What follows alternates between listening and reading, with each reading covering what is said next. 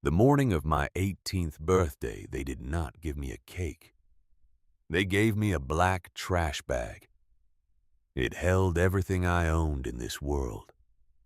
3 changes of clothes, a broken alarm clock I had carried through 11 foster homes because it had been my mother's, a library book I had never returned, and a photograph I kept face down at the bottom so I would not have to look at it. Ms. Harker stood behind her desk with her hands clasped in front of her the way people stand at funerals when they do not know the family well enough to cry. She had been my caseworker for 3 years.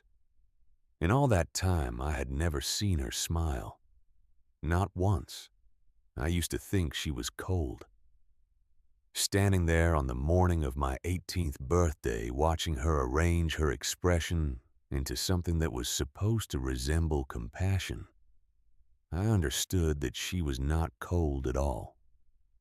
She was just tired.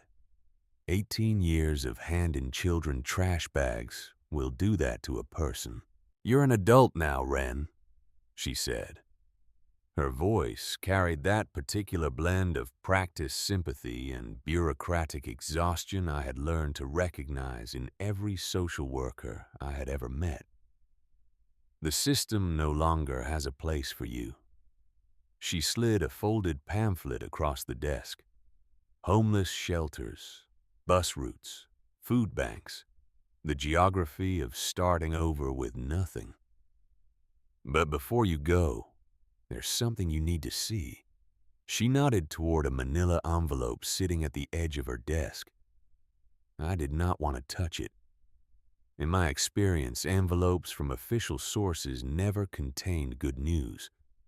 They contained court summons, notifications that I was being moved again, letters informing me that another family had decided I was too much trouble, that another door was closing, that another place I had briefly called home had decided I did not belong there after all.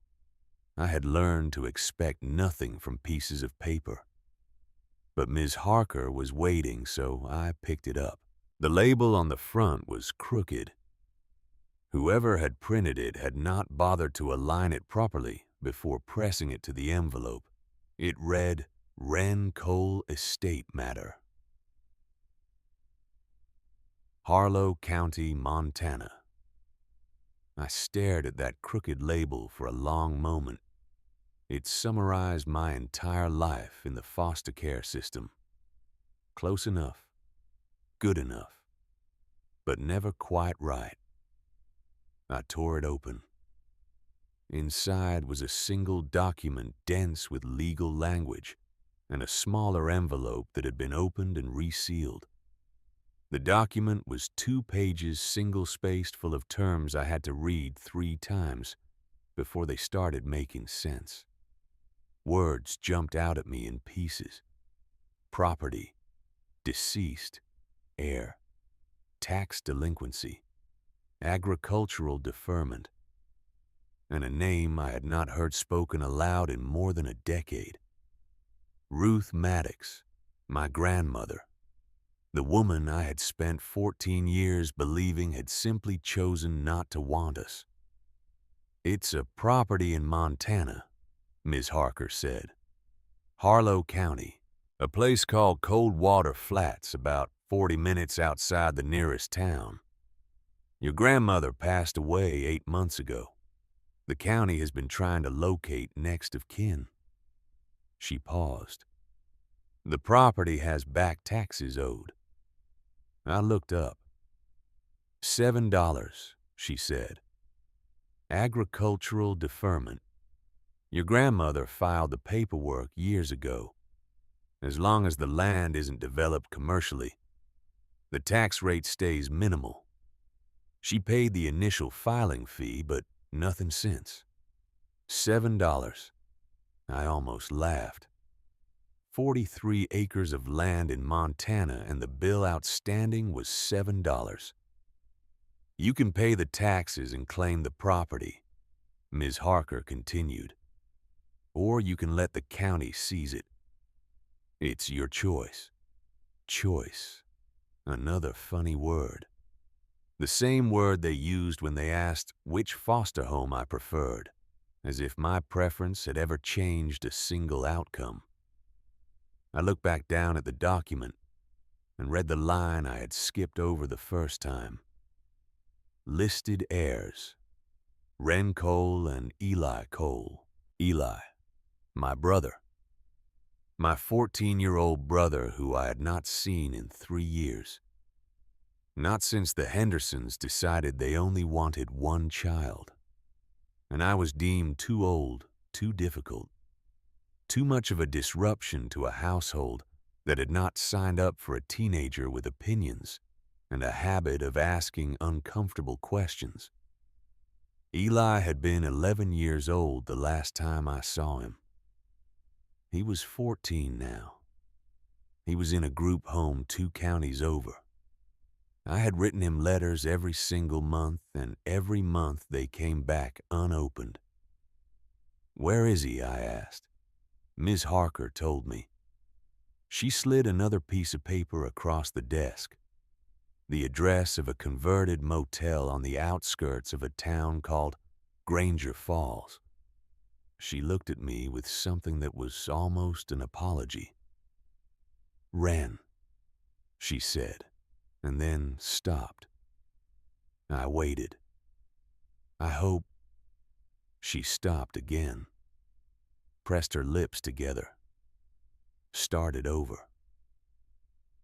"Good luck." That was all. I picked up the trash bag. I picked up the envelope. I walked out of the Harlow County Department of Child Services and stood on the sidewalk in the October sun. And for a moment, I just stood there, feeling the weight of everything I was carrying. Then I remembered the smaller envelope, the one that had been opened and resealed. I opened it. Inside was a photograph. It was faded soft at the edges from years of handling. The image showed an elderly woman with silver hair sitting in a rocking chair. She was holding a baby wrapped in a yellow blanket. The woman was smiling, but there were tears on her cheeks. The baby was sleeping, one tiny fist pressed against the woman's chest, fingers curled around, nothing the way newborns hold onto the world before they know they should be afraid of losing it. I turned it over. On the back, in handwriting that trembled with age or emotion or both, were 7 words and a date. "My darling Ren, the last day I held you. March 15th, 2012. I was 4 years old on March 15th, 2012. I stared at those words until the sidewalk blurred beneath my feet. She had kept this photograph. For 14 years she had kept it. She had written on the back of it.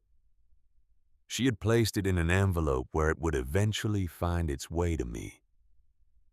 For all those years I had believed she had simply turned away. But this photograph did not look like turning away. This photograph looked like someone who had been holding on.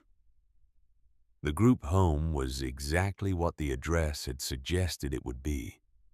A converted roadside motel, 2 stories exterior walkways with rusted railings, a parking lot full of cracked asphalt, and dead weeds pushing through the gaps. The paint was the color of old mustard. The sign out front still advertised vacancy in letters that had been there so long they had faded to gray. A child services employee buzzed me in through a heavy door that smelled of industrial cleaner and cafeteria food. She looked at my ID, looked at the authorization paperwork. Ms. Harker had sent ahead and pointed me toward the back of the building. "He's usually out by the bench," she said. "He doesn't like being inside." I found Eli sitting on a concrete bench behind the building, his knees drawn up to his chest. his eyes fixed on the chain-link fence at the edge of the property. He had grown. His shoulders were broader than I remembered. His jaw had sharpened. He was wearing a jacket 2 sizes too large and sneakers that had been repaired with electrical tape at the left toe. He did not look up when I approached. "Go away," he said. "Eli." I said, "Go away." I sat down beside him anyway. He flinched. A small, involuntary movement, the kind that living things develop when they have learned that closeness precedes pain. That small flinch broke something open in my chest. My little brother who used to crawl into my bed during thunderstorms. My little brother who used to believe I could fix anything. He had learned to expect harm from the people who came close. "I'm not going away," I said. "I'm your sister. You left me." 2 words, flat as stone. But they hit like a physical blow, and I felt the impact travel all the way through me. "They took me, Eli. I didn't leave. There's a difference." He laughed. There was no humor in it at all. It was the sound a person makes when they have been disappointed so many times that the expectation of disappointment has become the only thing left to rely on. "Everyone has a reason," he said. "Everyone has an explanation. You just got yours ready faster than most. I wrote you every month." He was quiet. Every single month for 3 years. The letters came back. I know they did. I watched them come back. But I kept writing anyway because I needed you to know that somewhere someone was thinking about you every single day. Something shifted in his face. It was small, nearly invisible. But it was there. I reached into the envelope and pulled out the photograph. "Look at this," I said, and held it out to him. He did not move. "Eli, please." After a long moment, he took it from my hand. I watched his face as he studied the image. The silver-haired woman in the rocking chair. The sleeping baby in the yellow blanket. I watched him turn it over and read the words on the back, and I watched the walls behind his eyes begin to tremble. "Grandma," he whispered. "She kept this. All these years she kept this." He did not speak. "She died 8 months ago. She left us something, Eli. A piece of land in Montana. 43 acres. I don't know what it's worth. I don't know what any of it means yet. But I'm gonna find out." I reached over and put my hand on his shoulder. He tensed, but he did not pull away. "Come with me." "Why should I?" "Because you're my brother. Because we're the only family each other has. Because I'm not leaving you behind again. Not ever." The silence between us was heavy with years of hurt and misunderstanding, and all the letters that had come back unopened, and all the phone calls that had never connected, and all the distance that had been put between us by people making decisions about our lives, as if we were inconveniences to be organized rather than children to be loved. Finally, Eli looked up at me. His eyes were wet. "If this is some kind of trick, it's not a trick. I swear." He looked down at the photograph one more time, at the woman with silver hair and tears on her cheeks, at the baby with the tiny curled fist. He nodded once, a small, sharp movement. "Okay," he said. "I'll come." The Greyhound bus to Montana left at midnight from the Granger Falls station. It was a rusted waiting room with plastic chairs and a vending machine that took your money and gave you nothing. Eli slept through most of the journey, his head resting against the cold window, his breath making small clouds on the glass. I stayed awake, watching the darkness unspool outside, watching the plains give way to foothills, and the foothills begin their slow suggestion of mountains. I thought about Ruth Maddox, my grandmother. Fragments of her surfaced like wreckage from a ship that had gone down so long ago. The ocean had almost forgotten it was ever there. The smell of something sweet baking. A voice humming old hymns in a low, steady register.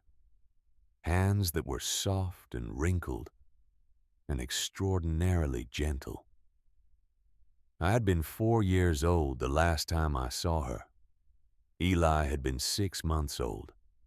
Our mother, Clara, had packed us into a car in the middle of the night and driven until the sun came up, and she had never explained why. A year later, Clara was dead.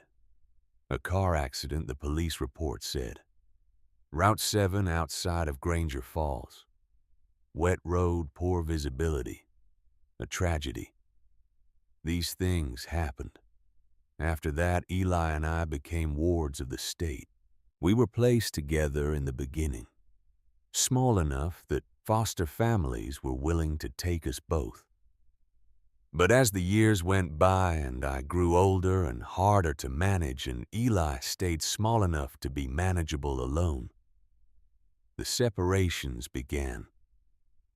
I was 15 the last time I lived under the same roof as my brother. He was 11. And then the Hendersons made their decision. And everything after that was letters that came back unopened. I pulled the photograph from my pocket and studied it in the dim light of the bus. She looked kind Ruth Maddox. She looked like someone who would have loved us fiercely if she had been given the chance. Like someone who had already been loving us quietly and from a distance for a very long time. What happened to you, Grandma? I thought. Why didn't you come? The bus rolled on. By the time we reached Harlow County, the sky had turned the pale gray of early morning. We stepped off at a gas station that served as the county's unofficial bus depot and stood on the concrete apron, breathing air that was sharper and cleaner than anything I had inhaled in years. It smelled of pine resin and cold earth and distances too vast to comprehend. Eli stood beside me with his hands in the pockets of his oversized jacket and looked at the mountains rising against the lightening sky. "Now what?" he asked. "Now we find the county clerk's office," I said. The office of Harlow County Land Records was located in a squat brick building next to the post office on the town's single main street. The town itself was called Millhaven Population 3,400, according to a sun-bleached sign at the town limits, though looking at the empty sidewalks and the number of darkened storefronts, I suspected the number was generous. A feed store with faded signage, a diner with red vinyl booths, a hardware store with a handwritten open sign in the window. Inside the county office, the air smelled of old paper and stale coffee. A woman sat behind the counter reading glasses perched at the end of her nose, a stack of manila folders at her elbow. She had gray hair cut practically short, and the bearing of someone who had been doing the same important job for long enough that she had stopped finding it necessary to explain herself to anyone. She looked up when we came in, and her expression did not change. "Help you." I slid the tax notice across the counter. I'm here about this property. Ren Cole. This is my brother Eli. I paused. Ruth Maddox was our grandmother. She took the document and studied it, typed something into a computer so old it made a sound like a small aircraft preparing for departure. The monitor cast a greenish glow across her face. Maddox, Lot 4743, 43 acres. Structure on site. Back taxes of $7. She looked at me over her glasses. I'm Marjorie Pell. I've been clerk of this county for 32 years. Ren Cole, I said again. We came to pay the taxes. Marjorie Pell looked at me for a moment. Then she looked at Eli. Then she looked back at me with the expression of someone who has lived long enough to recognize exactly what they are looking at when they see it. You know, she said slowly, someone else has been asking about this property. The air in the room seemed to shift. Who? I asked. Man in an expensive suit. Came by 3 times in the past 8 months. First time was within a week of your grandmother passing. Said he represented a development company, wanted to know when the property would go to county auction, if no heir came forward. Her jaw tightened slightly. I told him it was none of his business, and that the heir had first right of refusal for a period of 12 months. Did he give a name? Wouldn't. Which tells you something about a person in my experience. She picked up a heavy rubber stamp and pressed it down on a form with a sound like a period at the end of a very long sentence. He didn't like being told no. Kept asking about the structure on the property, whether anyone had been inside, whether the contents had been inventoried. She paused. He made me uneasy, and I've dealt with enough county business over 32 years. That very little makes me uneasy anymore. She set down the stamp and looked at me directly. You want to settle those taxes? I reached into my pocket and pulled out the crumpled $20 bill I had been carrying since Ms. Harker handed it to me along with the bus ticket. It was supposed to be my food money for the week, the entire amount I had to my name. I looked at it for a moment. Then I put it on the counter. Yes, I said. I want to settle them. Marjorie Pell made change from a metal box. The coins clinked with a kind of finality that I felt in my chest. She pushed a folded document across the counter, the deed Ruth Maddox's name on one line, Ren Cole and Eli Cole on another in fresh ink. She followed it with a hand-drawn map on a piece of copier paper, the route marked with a careful dotted line. Property is about 20 minutes out on the old service road. No county water or power connected, but your grandmother had her own well and a solar array. Both should still be functional. She paused. Ruth used to come in here every few months, paid her taxes in cash, asked about the 2 of you. She folded her glasses and looked at me steadily. I had to tell her we couldn't release information on wards of the state. Privacy regulations. She understood, but you could see it in her face every time. It broke her heart. I did not trust myself to speak. She asked about you every single time, Marjorie said, right up until she couldn't come anymore. She stood up and extended her hand across the counter. You watch yourself, Ren Cole, that man in the expensive suit. Something tells me he's not done asking questions. I shook her hand. We left. The road to Ruth Maddox's property wound through fields of golden grass that moved in the wind like something breathing in stands of lodgepole pine growing so thick and dark that the spaces between them looked like doorways into another world. The sky above was enormous, the kind of sky that only exists when the land is flat enough and the air is clear enough to let you see all the way to the edge of things. We had bought a truck, $200 from a farmer named Haskins, who ran a small operation outside of Millhaven and had an extra vehicle sitting behind his barn that he was willing to part with for cash and no paperwork. The truck was 1994, dark green with a crack in the windshield and a heating system that worked when it felt like it, but it ran. And in our current situation, running was everything. Eli sat in the passenger seat with the hand-drawn map on his knee, watching the landscape pass. He had not spoken much since we left the county office. He was thinking.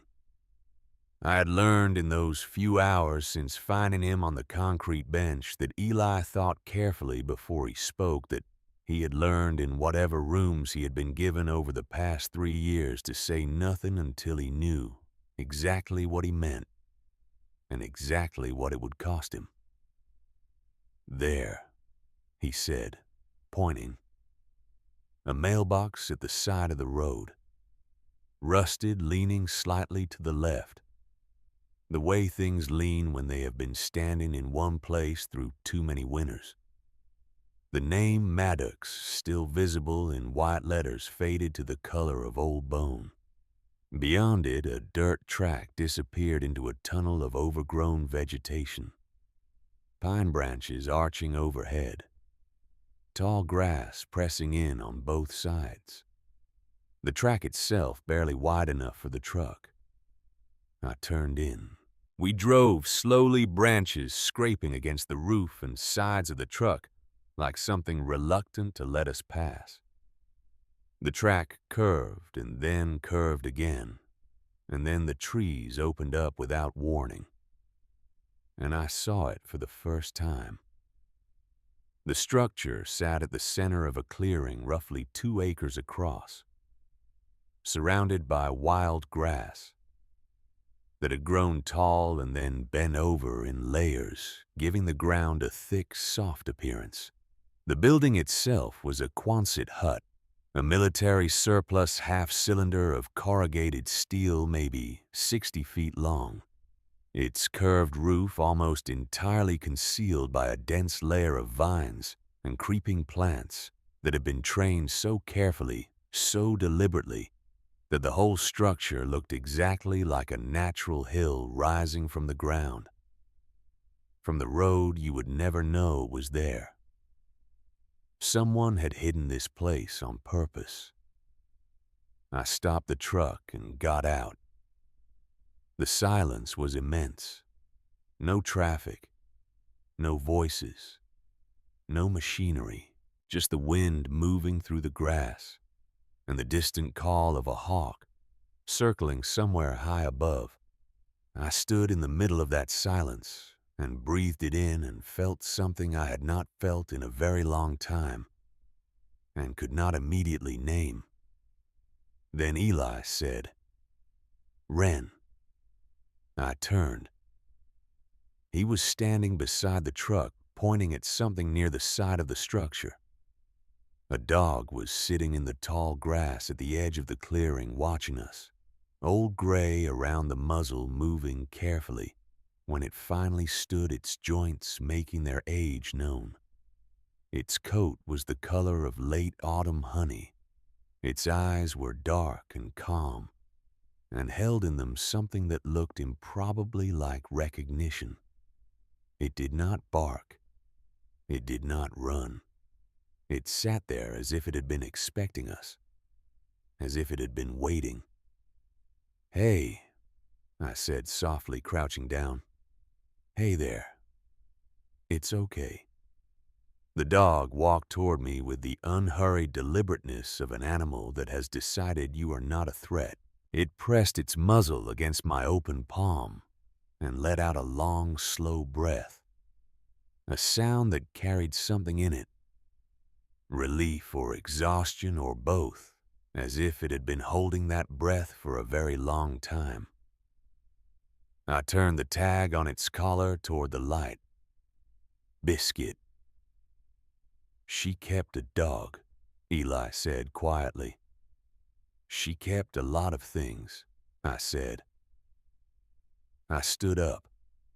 Biscuit turned and trotted toward the main entrance of the Quonset hut, looking back at us once over his shoulder, with the expectant expression of an animal that has been the keeper of a home for a long time and takes that responsibility seriously.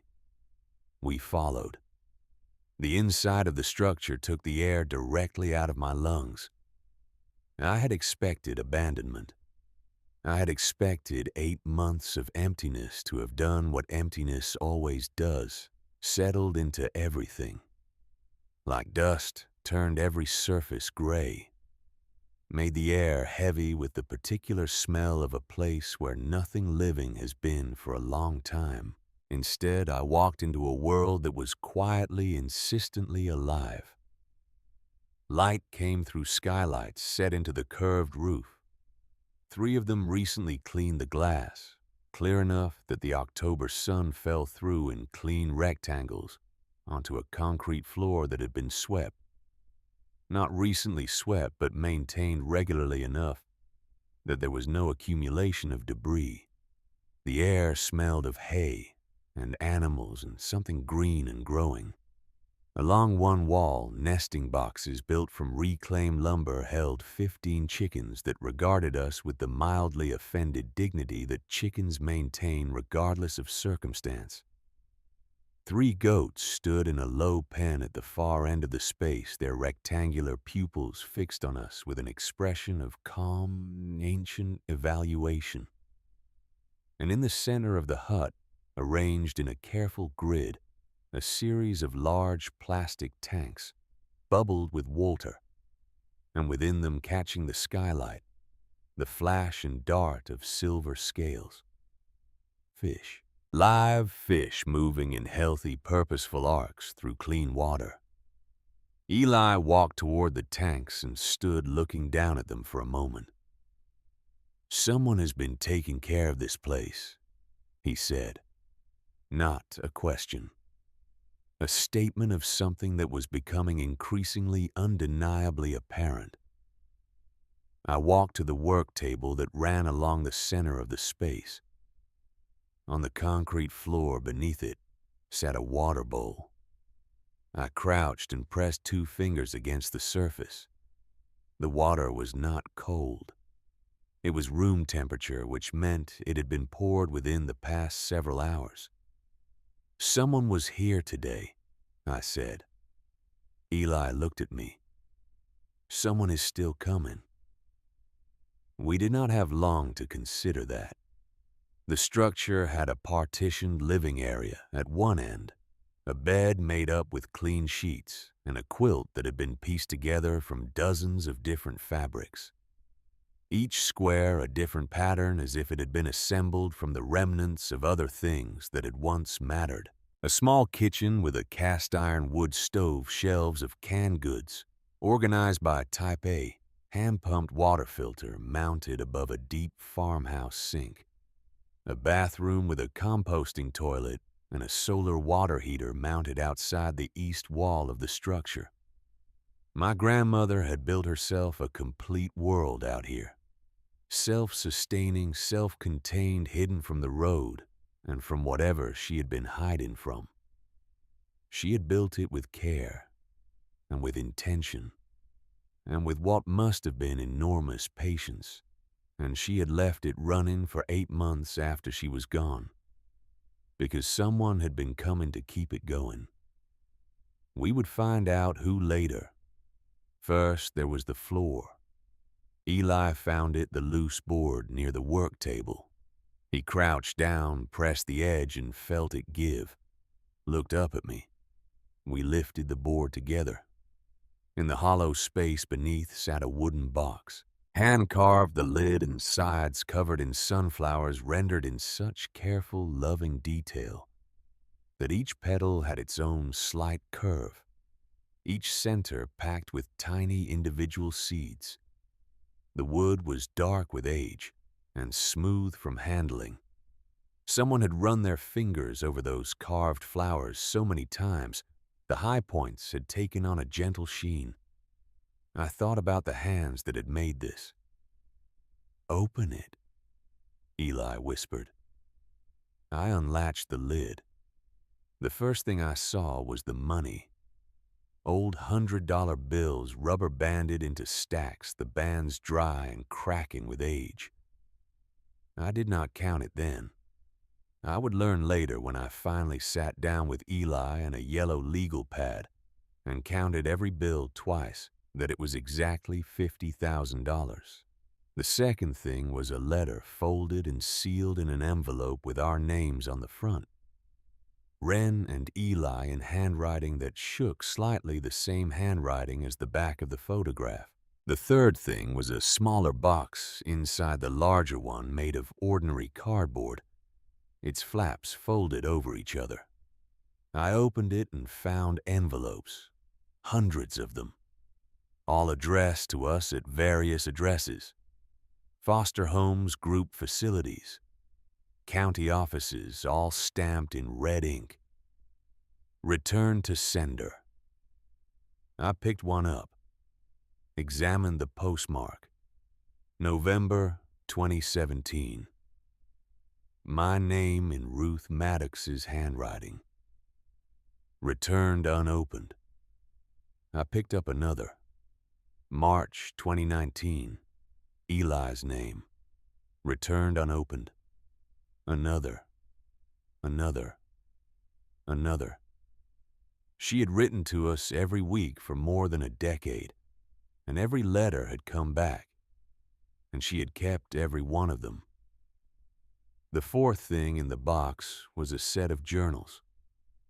4 of them bound in dark leather so worn it had softened to the texture of old skin. I lifted them out carefully, the way you lift something you understand to be irreplaceable. Then I picked up the letter.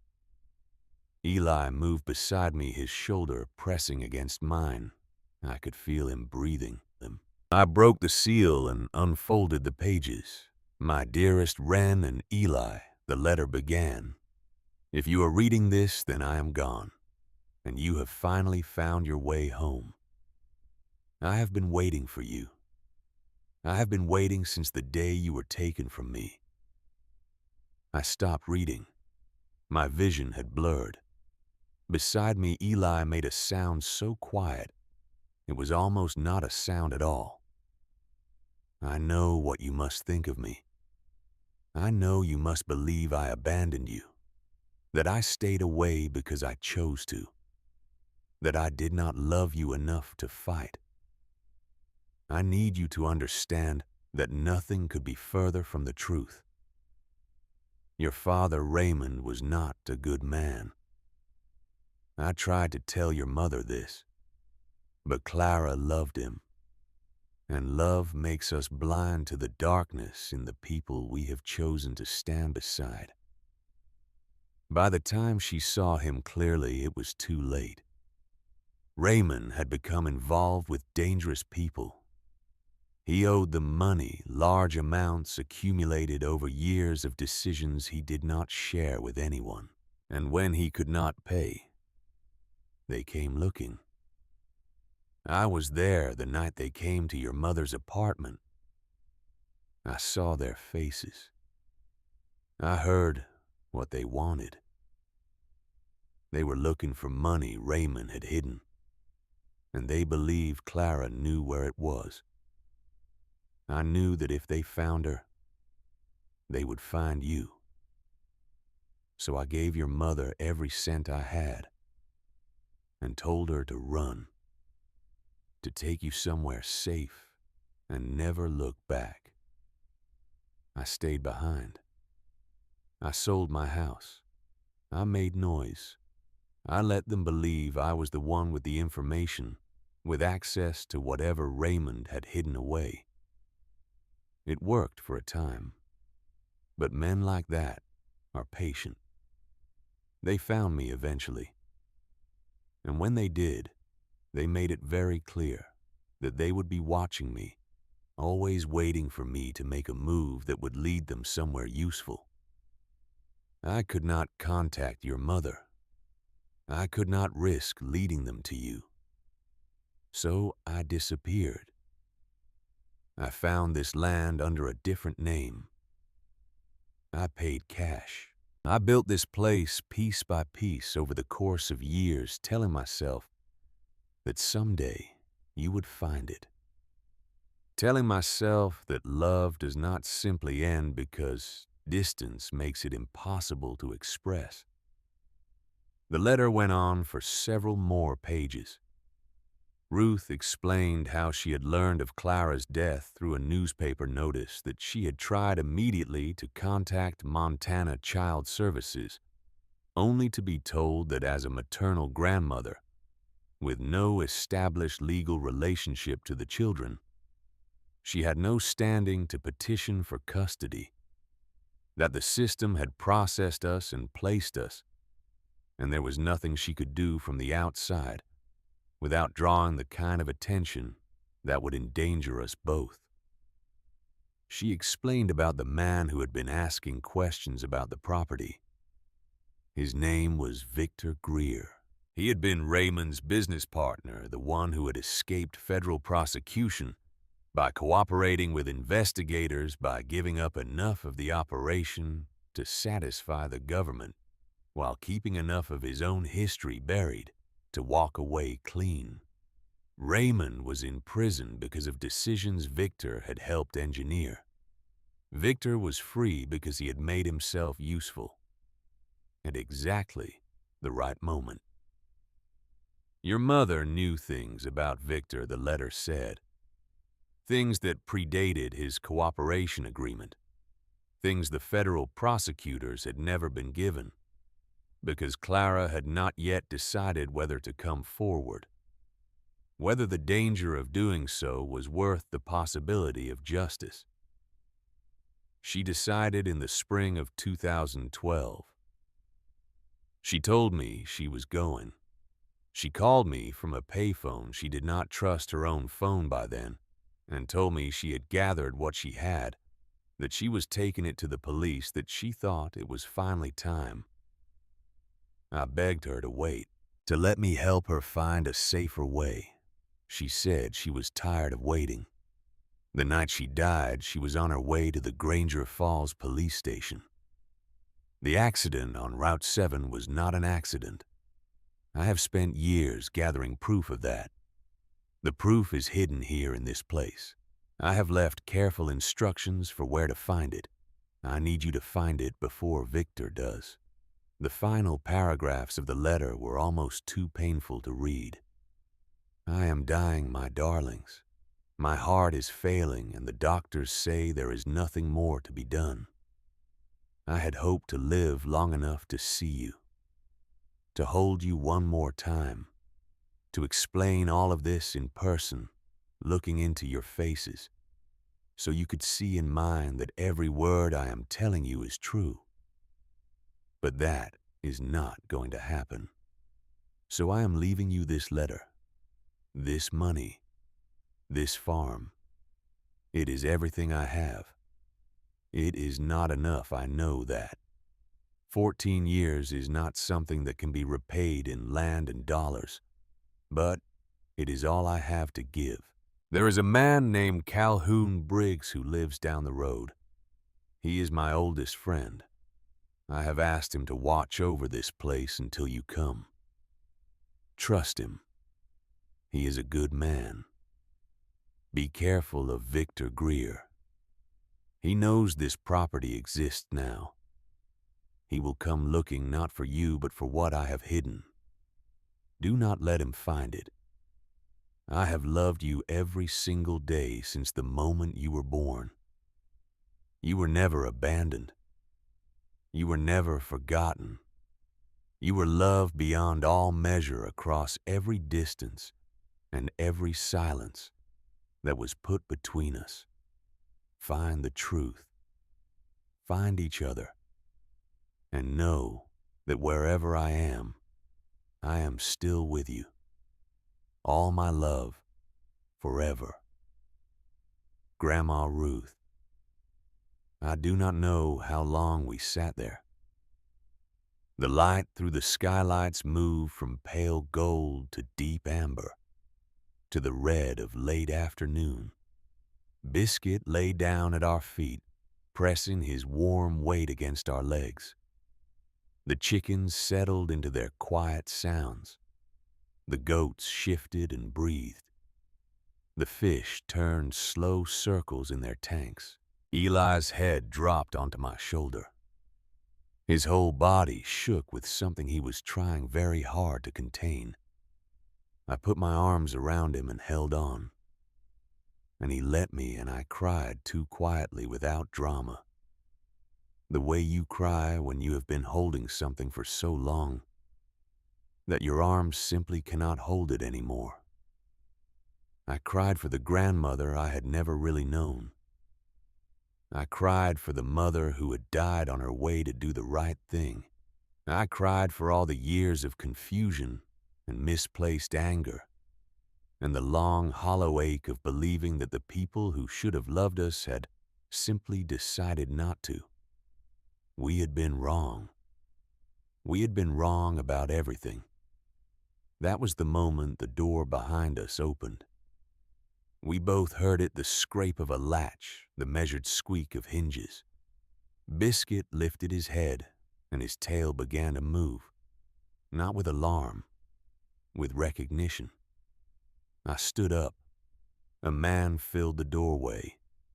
Tall, broad-shouldered, white-haired, cut military short. His face was the kind of face that outdoor decades produce, weathered, deeply lined, built for endurance rather than comfort.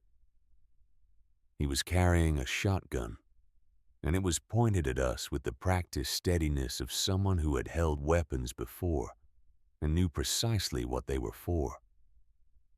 "Don't move," he said. His voice was the sound of gravel under a slow wheel. "Who are you, and what are you doing in Ruth's house?" Biscuit had abandoned all pretense of dignity. He was at the man's feet, tail wagging hard enough to move his entire back half, making a sound that was somewhere between a whine and a greeting. The man looked down at the dog, then up at us. "We're her grandchildren," I said. I kept my voice level and my hands where he could see them. "Wren and Eli Cole. We have the deed. The property belongs to us now." His eyes narrowed. The gun did not move. "Prove it." I reached slowly into the envelope and held up the deed. He stared at it. His eyes moved from the document to my face, then to Eli's face. Something passed through his expression, a long, complicated movement of recognition and grief, and something that looked underneath both of those like relief. The shotgun lowered. The man's shoulders dropped. He crossed the space to the nearest chair and sat down in it heavily, as if his legs had simply decided they were done. He put one large, weathered hand over his face and sat there in the silence of the hut, in the last red light of the afternoon coming through the skylights, and did not speak for what felt like a very long time. When he finally looked up, his eyes were wet. "I promised her," he said. His voice had changed. The gravel was still there, but underneath it now was something older and much more exposed. "I promised I'd take care of this place until the right people came. She said I'd know them when I saw them." He looked at us both. "She talked about you every single day, had your pictures on the wall, read those letters that kept coming back, until the paper wore thin." Eli sat down slowly on the edge of the workbench. He was listening with his whole body. "You're Calhoun Briggs," I said. Cal, he said. Everyone calls me Cal. He cleared his throat. She mentioned me in the letter then. She said to trust you. Something moved through his expression at that. He pressed his lips together and looked at the floor for a moment before looking back up. Friend, he said as if testing the word. Is that what she called me? It was not a question. It was a man discovering what shape a thing had become by the time it reached its end. Biscuit padded over and pressed against Cal's legs, and the old man put one hand on the dog's head. And for a moment nobody spoke, and the hut was filled with nothing but the quiet sounds of living things, and the weight of everything that had happened in it, and the long, complicated silence of people who have only just begun to understand what they have actually found. I looked at the box on the workbench, at the stacks of returned letters, at the 4 leather journals, at the $50,000 and the carved sunflowers, and the handwriting that trembled with love and age, and the particular exhaustion of someone who had been holding on for a very long time. My grandmother had spent 14 years building this place, building this evidence, building a path back to us. Someone had killed our mother to stop the truth from coming out. And that same someone was now circling this property, asking questions, waiting for the moment it went to auction. I looked at Eli. He looked back at me. His eyes were still wet, but the walls behind them were different. Now, not gone, not healed, but changed in some fundamental way, rearranged by what we had read, by what we had held, by the understanding that the absence we had carried all our lives had never been indifference. It had been sacrifice. Cal, I said. The old man looked up. Tell us everything you know about Ruth, about this place, about what she was afraid of. I kept my voice steady. We have a lot of work to do. Cal talked until the wood stove needed feeding. He talked through the last of the afternoon light and into the blue hour of early evening, his voice low and steady, pausing occasionally to look at the floor or the wall or some middle distance where the past was apparently more visible than the present. Eli and I sat across from him and listened. Biscuit slept between us, twitching occasionally in whatever dreams old dogs inhabit. Cal had grown up in Lander County, the next territory over. Met Ruth Maddox. Ruth Calloway she was then at a church social in the spring of 1969, when they were both 17 and the world still felt like something that might be navigable if you just kept your head and worked hard and did not ask for more than your share. He had loved her from that first evening, the kind of love that 17-year-olds believe is the discovery of something universal, something that has always existed and will continue to exist regardless of what happens to the people who feel it. He was drafted 8 months later. He served 2 tours. When he came home, Ruth had married a man named Gerald Maddox. A decent man, Cal said, without rancor, just the plain statement of someone who has accepted a thing so completely that the bitterness has long since composted into something quieter. Cal bought a small property down the road, raised cattle, lived alone, and did not speak to Ruth for nearly 2 decades. Then, 20 years ago, she appeared at his door. Gerald was dead. Her daughter Clara was in serious trouble. The man Clara had married, Raymond Cole, had gotten himself involved with people who did not accept incomplete payments or late apologies. Everything was falling apart faster than Ruth could find the edges of it. She needed help, Cal said. So I helped. He had put up what money he had. Ruth had found this land 43 acres of high grass and pine and cold creek water, and had purchased it under a trust name that led nowhere obvious. She had hauled materials out here in a rented truck over the course of a summer, had framed the Quonset hut herself for the most part, accepting Cal's help with the heavy lifts and the electrical work and the moments when the project became too large for one set of hands. The aquaponics was her obsession, Cal said. She'd read everything she could find about it, said it was the future of small farming, said a closed-loop system like that could feed a family off almost nothing, no external inputs, no dependence on supply chains or weather or commodity prices. He paused. She never finished building it. Got the basics running the fish tanks, the basic irrigation to the growing beds, but the full system she had designed in those journals, the complete thing, she never got there.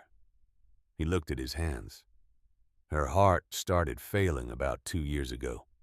She kept working anyway. But there's only so much a body will agree to. He stopped talking. The stove ticked in the silence. She made me promise, he said finally, that if her grandchildren ever came, I would not tell them what to do with this place, that I would just show them how it worked and let them decide. He looked at us both. So that's what I'm gonna do. We started the next morning. Cal arrived at 7 with a thermos of coffee and the unhurried purposefulness of someone who has been working land since before purposefulness required a name. He showed us the well hand dug deep, lined with stone producing water so cold it made your teeth ache. He showed us the solar array on the south-facing slope behind the hut. 8 panels in a fixed mount feeding a battery bank housed in a weatherproof box inside the structure. He showed us how to read the battery monitor, how to manage the load on cloudy days, what to turn off first when the reserves ran low. He showed us the animals. The goats were Nubian's Petra Olive, and a younger one Ruth had simply called the Kid, though the Kid was now nearly 2 years old and had apparently not been given a more permanent name because Ruth had been uncertain how long she would be around to use it. Cal showed me how to check their hooves and their eyes, how to read the signs of an animal that was off its feed, how to coax a reluctant goat onto a milking stand with a handful of grain and a tone of voice that communicated absolute confidence, even when you felt none. The chickens largely managed themselves, Cal said, but they needed consistent handling to stay calm. And calm chickens produced better eggs, and better eggs mattered when eggs were a primary protein source. Eli took to the fish. He spent the better part of the first 3 days crouched beside the tanks reading from Ruth's journals with the focused intensity of someone who has finally found a subject that speaks directly to whatever is most alive in him. Ruth's notes were meticulous: water chemistry, pH targets, ammonia cycles, stocking densities, the relationship between the fish waste and the bacteria that converted it, and the plants that consumed what the bacteria produced. It was a complete closed system, elegant in its logic, each element supporting every other. She designed this for the space, Eli said one evening, spreading one of the journals open on the work table and tracing a diagram with his finger. Look, she calculated the ceiling curve and used it. Most aquaponics setups are flat horizontal. She went vertical. Stacked growing beds here and here hanging from the structural ribs of the hut. The light from the skylights covers the whole vertical face. He looked up. It's smart. It's really smart. Can we build it? I asked. He looked back at the diagram, then at the partially completed infrastructure Ruth had left the pipes. The pump housings, the growing bed frames stacked against the wall waiting to be installed. Yes, he said. It'll take time, but yes. That was the first full sentence Eli had spoken to me without a wall behind it. Delia Briggs appeared on the second Thursday. She drove up the dirt track in a muddy pickup with a veterinary bag on the passenger seat, and her father's strong jaw, and the no-nonsense bearing of someone who has spent years dealing with animals in distress, and has learned that panic is the single most counterproductive response to any situation that requires clear thinking. She was 38, practical in every visible way, and she looked at us with the frank, assessing gaze of someone deciding in real time whether a situation required her immediate professional intervention. "Dad says you've got goats," she said. "Mind if I take a look?" She examined the goats with thorough efficiency, vaccinated the chickens checked. Biscuits joints with careful hands, and delivered a summary of each animal's condition with the brisk clarity of a doctor who respects her patient's time. "Ruth took good care of them," she said, washing her hands at the kitchen sink. "They're aging same as the rest of us. They'll need regular attention." She dried her hands and turned around. "I'll come back in 2 weeks, monthly after that. Don't worry about payment, consider it a favor to my father. He's happier than I've seen him in years." She looked at me directly. "Whatever you're doing here, keep doing it." She left without ceremony. She came back in 2 weeks as promised, and then again. And then the visits began to extend past the animals into the kitchen, into conversations that lasted through the afternoon, into a pattern that none of us had planned, but all of us had begun to depend on. Delia taught me to drive Ruth's old track properly in four-wheel drive and mud on the steep back section of the property, where the ground rose toward the tree line. She taught Eli to give subcutaneous injections in case of emergency, walking him through it on a patient goat with the calm authority of someone who trusts the person she is teaching. She became, without discussion or announcement, the older sister neither of us had ever had. We worked. Every day from the gray early light until the dark came down, we worked. Cal came most mornings. Delia on weekends. Eli and I between all of it, reading the journals, testing the water chemistry, failing at things and trying again and failing differently the next time, which Ruth's notes assured us was the correct direction of progress. The aquaponics project consumed us. We salvaged pipe fittings from the county dump and reclaimed lumber from a barn demolition 3 miles up the road. We drove 6 hours round trip to a fish hatchery and came home with tilapia fingerlings in sealed plastic bags, impossibly small and silver and alive. We filled the growing beds with expanded clay and planted seeds, lettuce, kale, spinach, 3 kinds of herbs, and watched the seeds do nothing for 2 weeks. And then, suddenly, everything. We failed constantly. A pump seal failed and drained half a tank before Eli caught it at midnight, wading ankle-deep in cold water in his socks. Cursing quietly and with impressive creativity, a pH swing killed the first batch of herbs before they reached 2 inches. A raccoon found a gap in the chicken enclosure, and we spent 4 hours at 3 in the morning repairing it by lantern light while the chickens registered their displeasure at significant volume. Eli threw a wrench across the hut one afternoon in late November.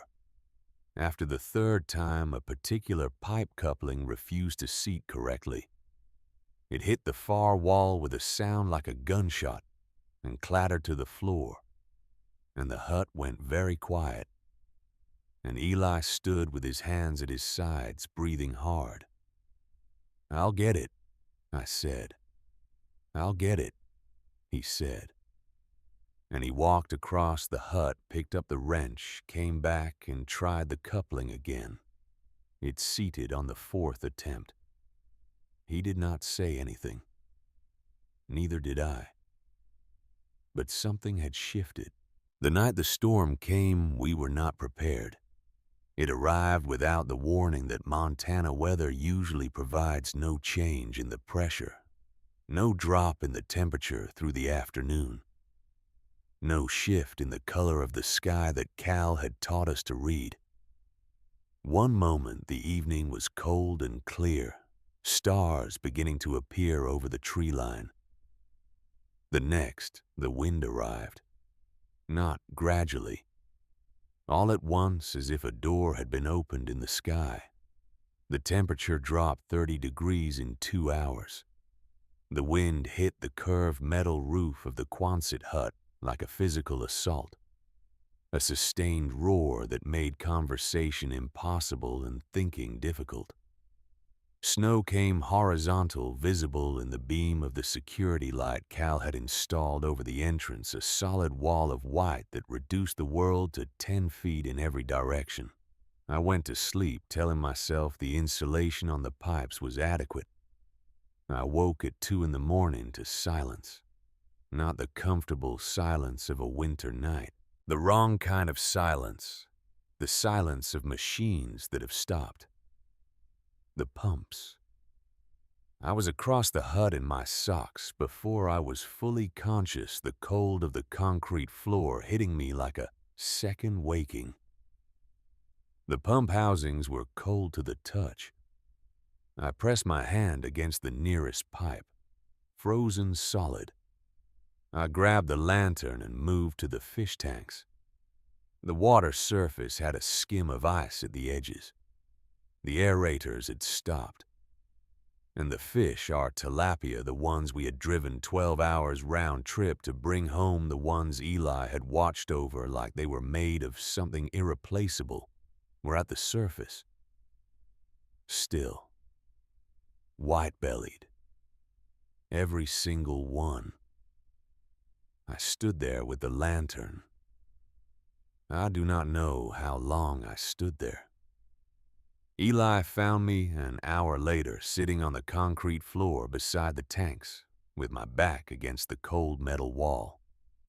He came from the sleeping area with a blanket around his shoulders, took one look at the tanks and stopped. The silence stretched. "They're all gone," I said. My voice sounded wrong, flat and distant. "We didn't insulate the secondary lines properly. The cold came through faster than the main insulation could hold, and the pumps couldn't draw and everything froze." I stopped. "We killed them." Eli sat down beside me on the floor. For a long time he did not speak. The storm had settled into a lower register outside, still heavy but no longer violent. The hut creaked and breathed around us. Then I heard him. He was crying. Quietly, the way he did everything, without performance, without announcement. Just the sound of it, real and unguarded in the cold dark of the hut. "I don't want to fail," he said. His voice cracked on the last word. "I don't want to lose this place. I can't go back to that group home Wren. I can't. I'd rather—" He stopped. "Don't," I said. "I mean it. I know you mean it." I turned toward him. "Which is exactly why we are not going to lose this place." He looked at me with red eyes. "Ruth spent years designing this system. She wrote down everything she knew. We have her notes, her calculations, her failure logs. Because she had failure logs, Eli. She had whole sections of the journals where she documented what went wrong and why, and what she did differently the next time. I held his gaze. We insulate the secondary lines. We install a backup heat circuit from the wood stove. We get more fish. I paused. This is our home. The cold doesn't get to take it. Nobody gets to take it. He was quiet for a moment. Then he leaned his head back against the wall and closed his eyes. Okay, he said. Okay. The storm lasted 2 more days. When it cleared, we ordered new tilapia from the hatchery. We pulled every secondary pipe and wrapped it in closed-cell foam insulation. We ran copper tubing from the wood stove through a heat exchanger that Cal helped us build over the course of a long, cold weekend, cursing the design twice and improving it once before it worked the way it needed to. We installed a temperature alarm on Eli's phone that would wake him if the fish tank readings dropped below threshold. We never lost another fish to the cold. And 3 weeks later, on a gray Tuesday morning in January, I was sitting at the work table reading through the third of Ruth's journals when I found it. A single page tucked into the back cover binding, not glued, not stapled, just folded and slipped into the gap between the leather and the cardboard. Backing invisible unless you were turning the journal over in your hands, and felt the faint irregularity of something that did not belong there. I pulled it out. It was written in Ruth's handwriting, but the letters were different.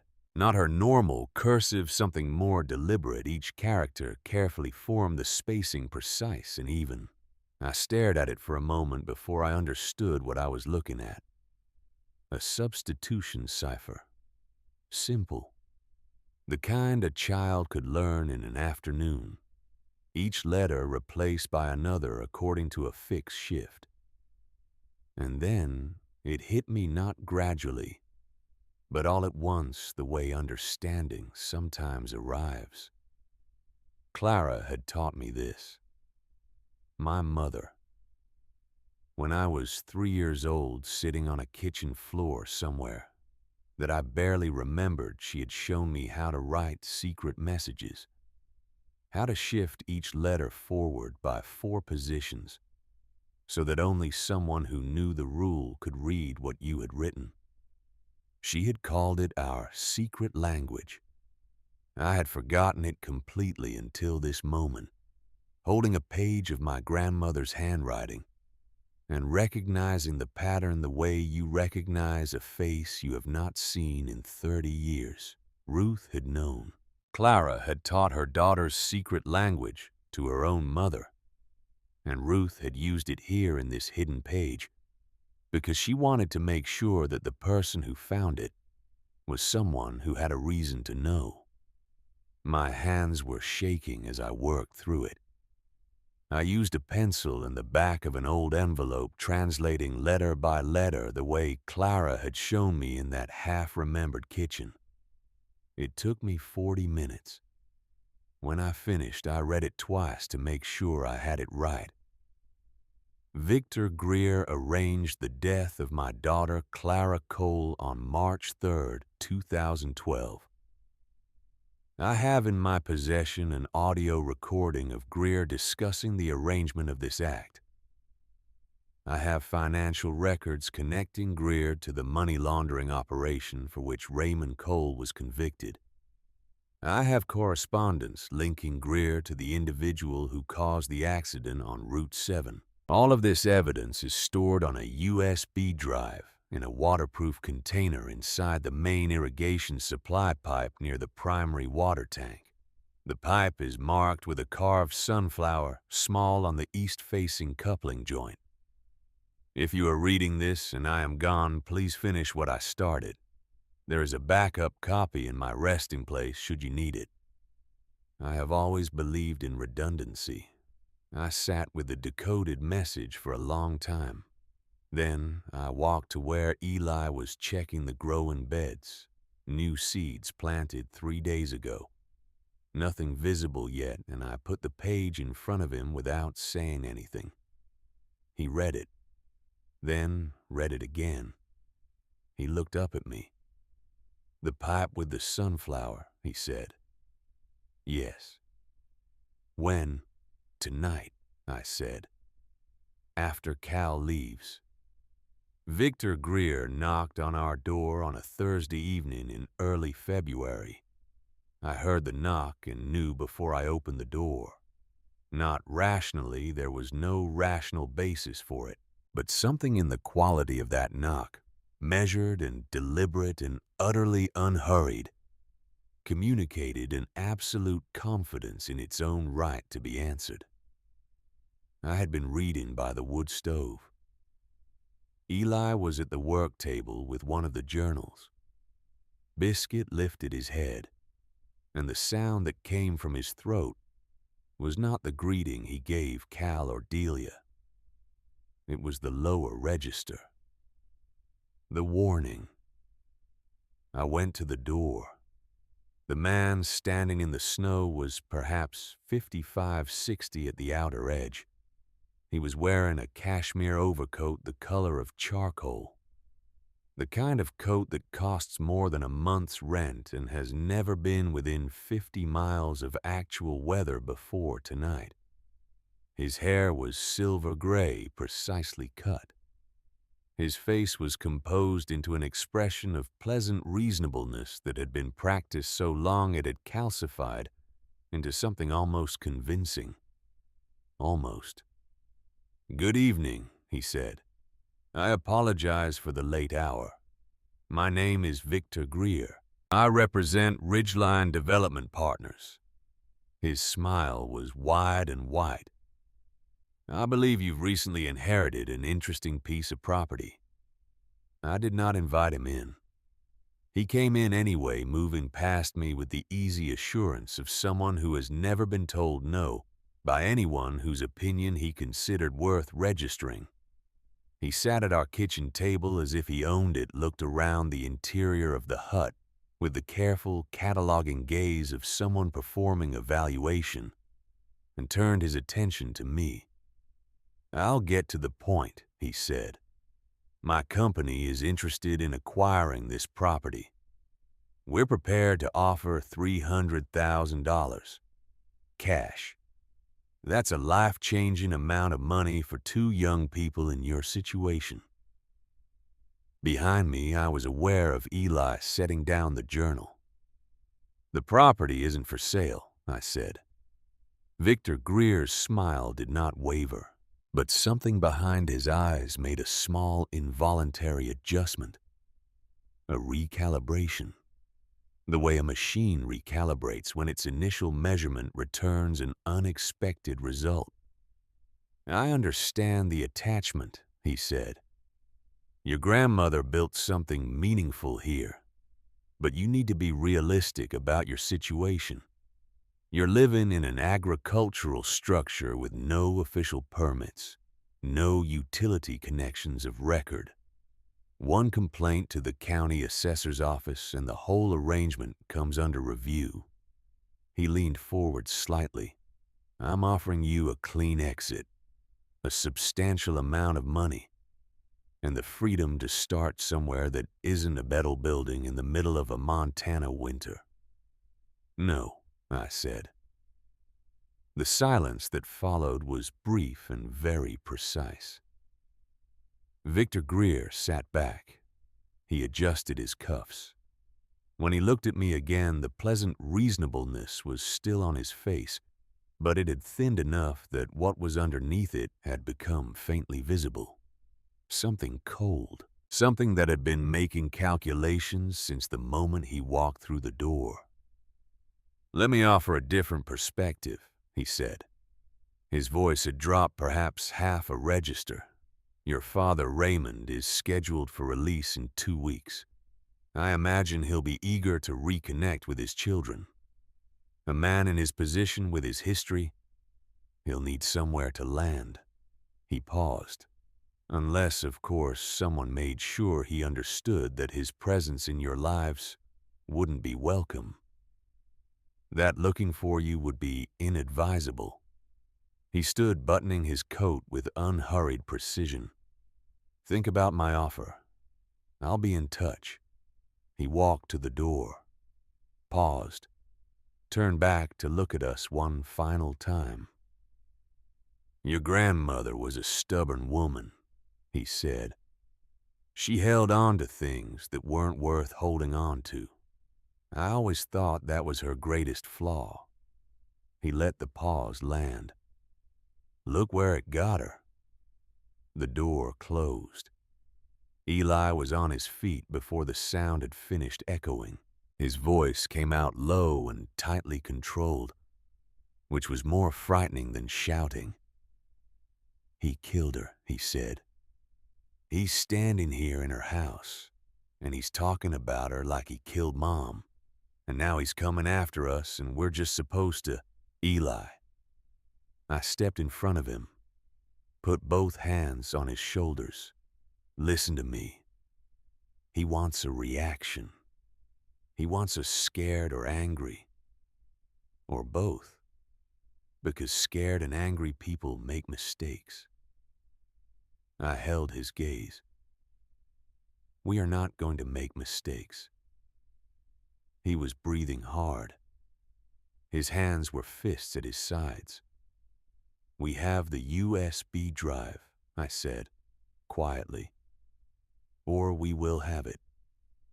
And we are going to make sure that it goes where it needs to go. And we are going to do that carefully and correctly. And Victor Greer is going to spend the rest of his life in a federal facility. I tightened my grip on his shoulders. But only if we do this right. Do you understand me? A long moment. Eli exhaled.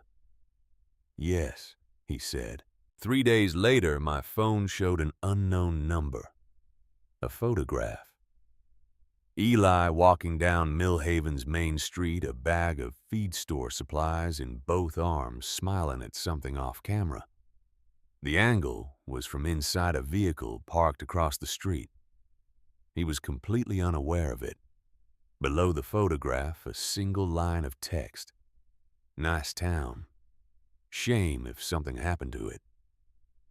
I sat with the phone in my hand for a very long time. Then I called Marjorie Pell. She answered on the second ring. I told her about Victor's visit, about the photograph, about the single line of text. I told her everything in the order it had happened without embellishment or panic. She listened without interrupting, which is the mark of someone who understands that the time for questions is after all the information is on the table. When I finished, she was quiet for a moment. Come see me tomorrow morning, she said. 8 o'clock. Come alone. I was at the county office at 10 to 8. Marjorie Pell was already there, her reading glasses on the desk beside her, rather than on her face, which I had learned was her signal that she intended to look at you directly and without the buffer of professional distance. She had a small cardboard box on the counter. Security camera, she said. Motion-activated wireless connects to your phone. I had it in my garage. Never got around to installing it. She pushed the box toward me. We're going to put it at the entrance to your property, in the tree line where it won't be visible from the road. Marjorie, I've worked in this county for 32 years, she said. I've watched men like Victor Greer operate. They count on people like you feeling isolated, feeling like they have no resources and no allies. She looked at me steadily. You have allies. Now go home and come back tomorrow with your brother, so I can show you both how to set this up properly. That night, after Cal had gone back to his place down the road and Eli was asleep, I went to the irrigation supply line.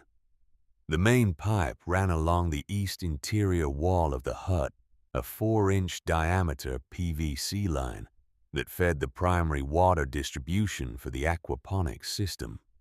I had been looking at it for weeks without seeing what Ruth had hidden in plain sight, because you only see what you know to look for, and I had not known to look until tonight. The east-facing coupling joint 12 inches from the primary tank. I crouched down and brought the lantern close. There it was, cut into the PVC barely a centimeter across the lines, so fine they looked like a manufacturing mark if you were not already looking for them. A sunflower. 8 petals, a round center.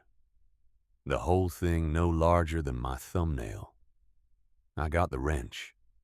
My hands were steadier than I expected. I seated the wrench on the coupling, applied pressure, slowly felt the joint resist, and then release. Water dripped from the threads as I turned it. I set the coupling aside and reached into the pipe with 2 fingers. The container was there. Cylindrical, waterproof, sealed with a bead of silicone around the cap. I worked it free and set it on the floor, and sat back on my heels and looked at it for a moment.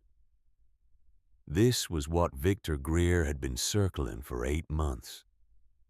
This was what our mother had died for. I opened the container. The USB drive inside was wrapped in a layer of electrical tape and then a layer of plastic sheeting sealed tight, bone dry. I reassembled the pipe coupling, took the drive to my cot, lay there until the wood stove burned low and the hut was cold and quiet, turning the small rectangle of plastic over in my fingers. In the morning, I woke Eli before Cal arrived. We drove to Millhaven. The public library opened at 9.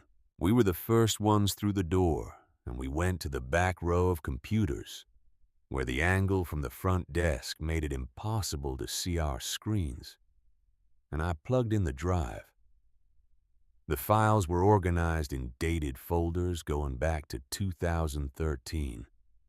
Financial records, photographs, scanned documents, correspondence, and at the end of the file list, a single audio file. March 1st, 2012. 2 days before our mother died on Route 7. I plugged in the earbuds and divided them, one in my ear, one in Eli's. I pressed play. The recording was made on an old device, the audio slightly compressed, background noise present, but manageable. 2 voices. One I did not recognize, measured flat, transactional.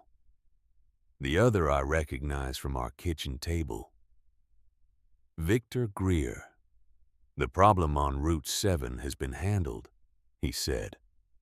His voice was the same as it had been in our kitchen, composed precise, utterly certain of itself. Clara won't be making it to the station. I've arranged for an incident on the eastbound approach. Wet road conditions, low visibility. By the time anyone looks closely, there'll be nothing to look at. A pause. The other voice. And the evidence she was carrying. Victor. Gone.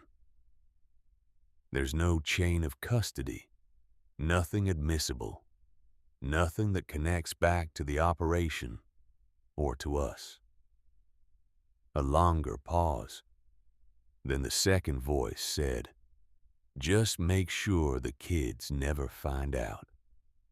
The room tilted. Because the second voice, the voice saying, "Just make sure the kids never find out," was one I had heard through the walls of foster homes in my earliest memories. A voice I associated with a smell of engine oil and a particular kind of laugh that never quite matched the situation that produced it. Raymond Cole. Our father had known. He had not been a weak man caught in circumstances beyond his control. He had sat across a phone line 2 days before our mother drove toward a police station, carrying evidence that could have saved herself, and he had said, "Just make sure the kids never find out." And then he had let it happen. I pulled the earbud out. Eli was sitting beside me, completely still in the way that very still things are still when they are working very hard at containing something that has no appropriate external form. He did not speak. Neither did I. We sat in the quiet of the library while the morning light came through the windows and other people arrived and began their ordinary days around us. And I held the USB drive in my closed fist and felt the full weight of what Ruth had spent 14 years building, what Clara had died trying to deliver, what Victor Greer had been trying to bury since before either of us were old enough to understand what burying meant. I thought about Marjorie Pell and the security camera in its cardboard box. I thought about Cal Briggs and the 9 men from the VFW Hall in Millhaven, whose names I did not yet know, but would. I thought about a backup copy in my resting place should you need it. I have always believed in redundancy. I looked at Eli. He looked back at me with Raymond Cole's eyes and Clara Cole's jaw, and the particular expression of someone who has just learned that the story they thought they were living is both worse and more navigable than they understood. "We need to talk to Marjorie," I said. He nodded once. And then I said, "We need to set a trap." Marjorie Pell listened to everything without moving. We sat across from her in the county office after hours, the blinds drawn, the overhead fluorescence replaced by the softer light of a desk lamp. She had angled toward the wall. She had locked the front door when we came in and had not unlocked it since. On the desk between us sat the USB drive, the decoded page from Ruth's journal, and a legal pad on which I'd written every date and event in the order they had occurred, starting from the morning of my 18th birthday and ending with the audio file we had heard in the library that morning. Marjorie read the legal pad. She looked at the decoded page. She did not ask to listen to the audio file. "I'll take your word on what's in it," she said. "For now." She leaned back in her chair. "What I need you to understand is that this recording on its own is not enough. Chain of custody matters.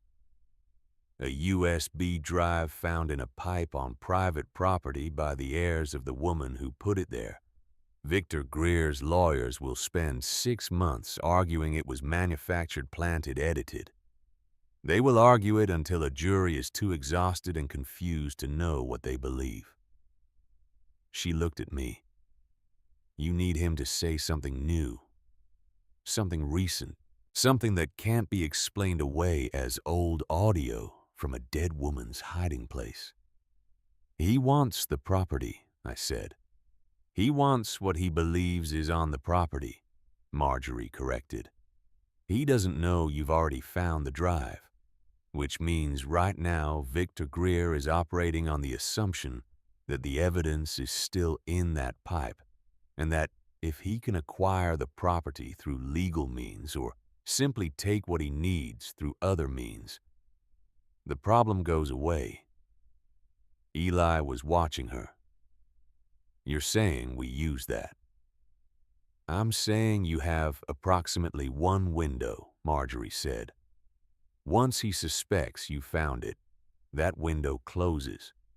He'll move to discredit you, to create legal obstacles to make your claim to this property complicated enough that you run out of money before the courts sort it out."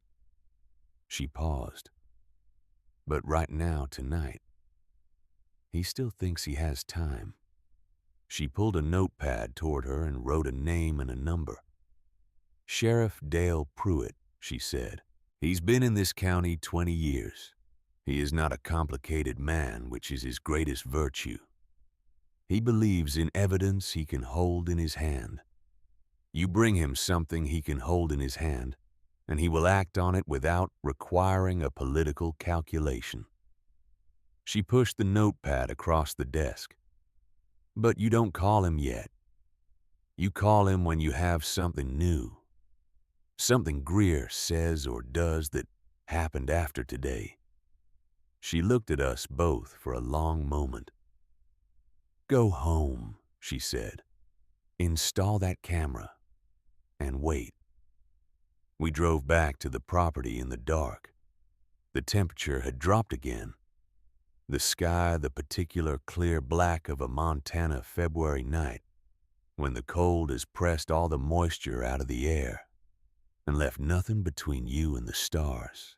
Eli installed the camera while I held the lantern wedged into the fork of an old ponderosa pine 30 feet from the gate, aimed down the entry track, its wireless signal reaching the receiver inside the hut.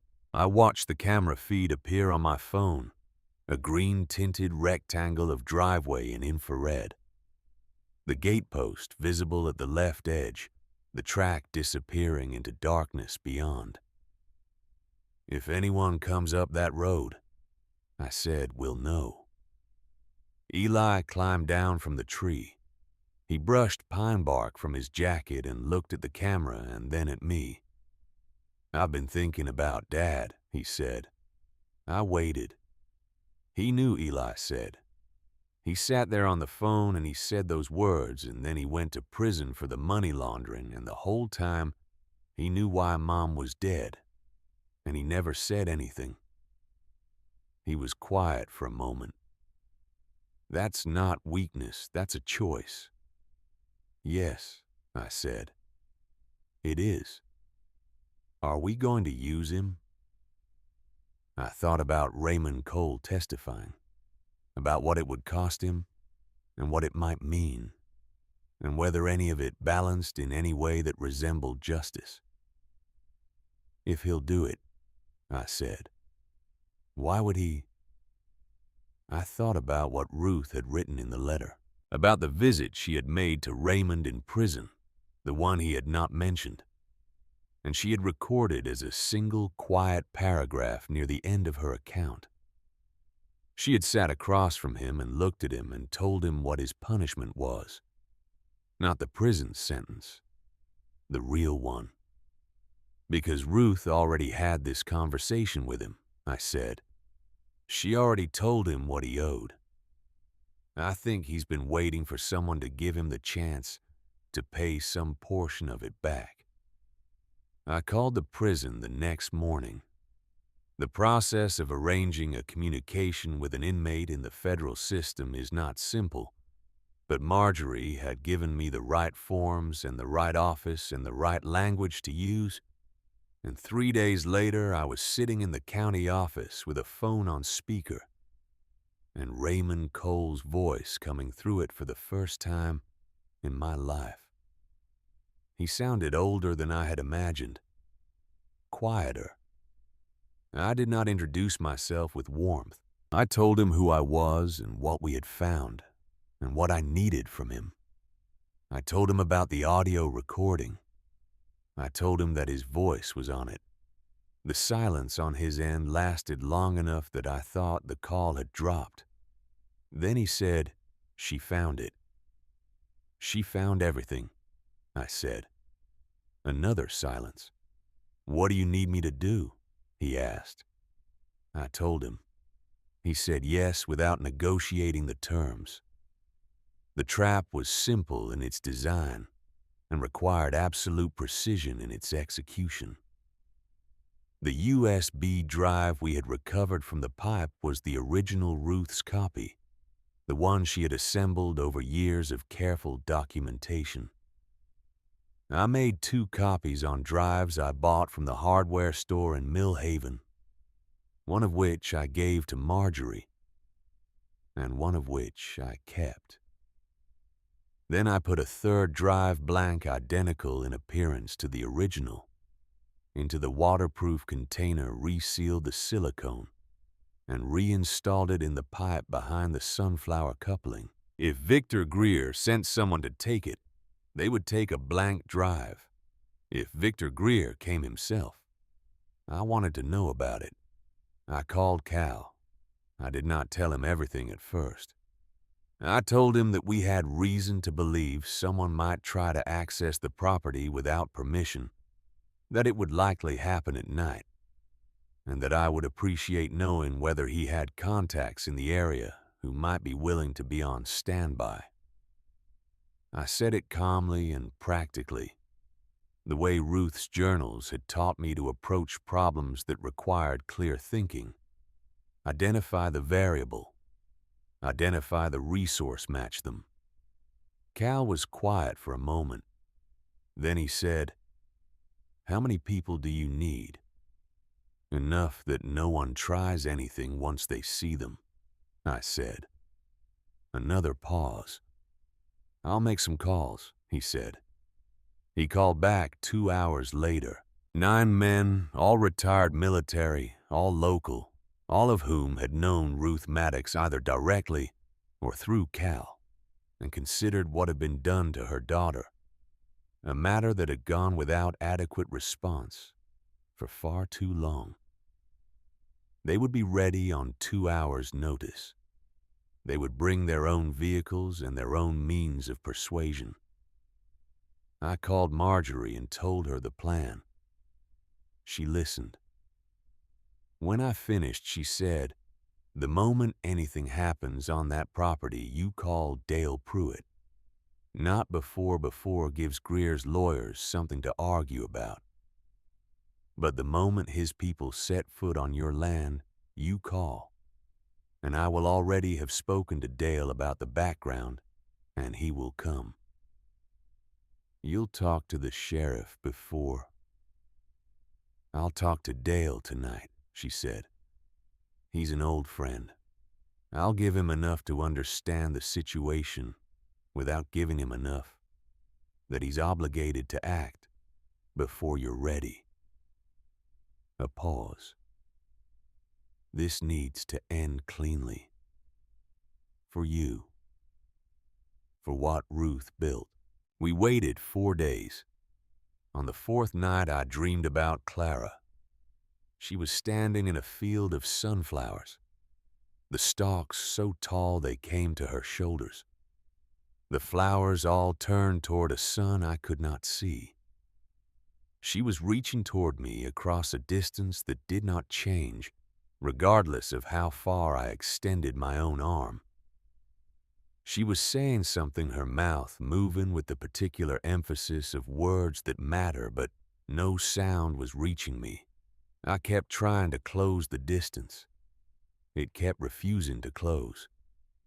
Then, Biscuit's growl cut through everything. I was on my feet before I was conscious. The sound that came from his throat was the lowest register I had ever heard from him. Not alarm exactly, but the ancient certain signal of an animal that has identified a threat and is communicating that information to the members of its household. I checked my phone. The camera feed showed 3 shapes moving up the entry track, not vehicles on foot moving single file each, carrying a flashlight aimed at the ground. Dark clothing, deliberate practice movement. The timestamp read 2:47 a.m. I pressed the call button for Cal.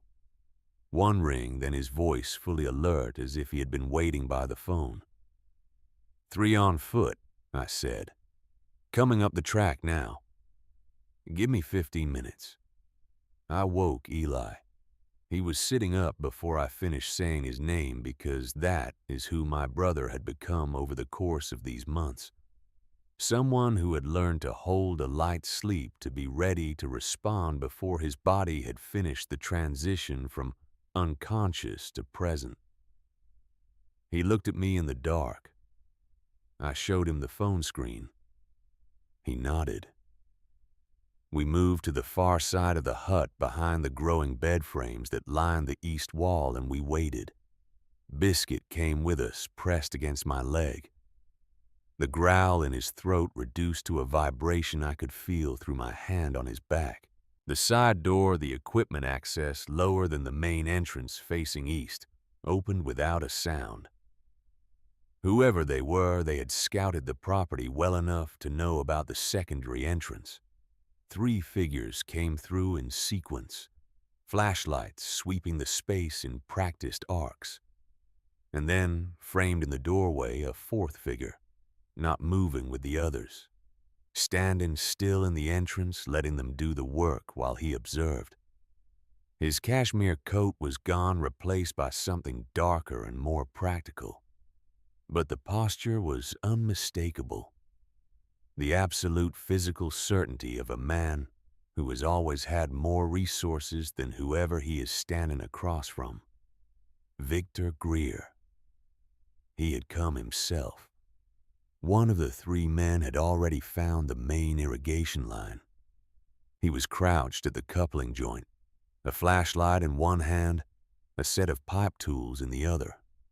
I heard the metallic sound of the wrench seating. Eli's hand found my arm in the dark.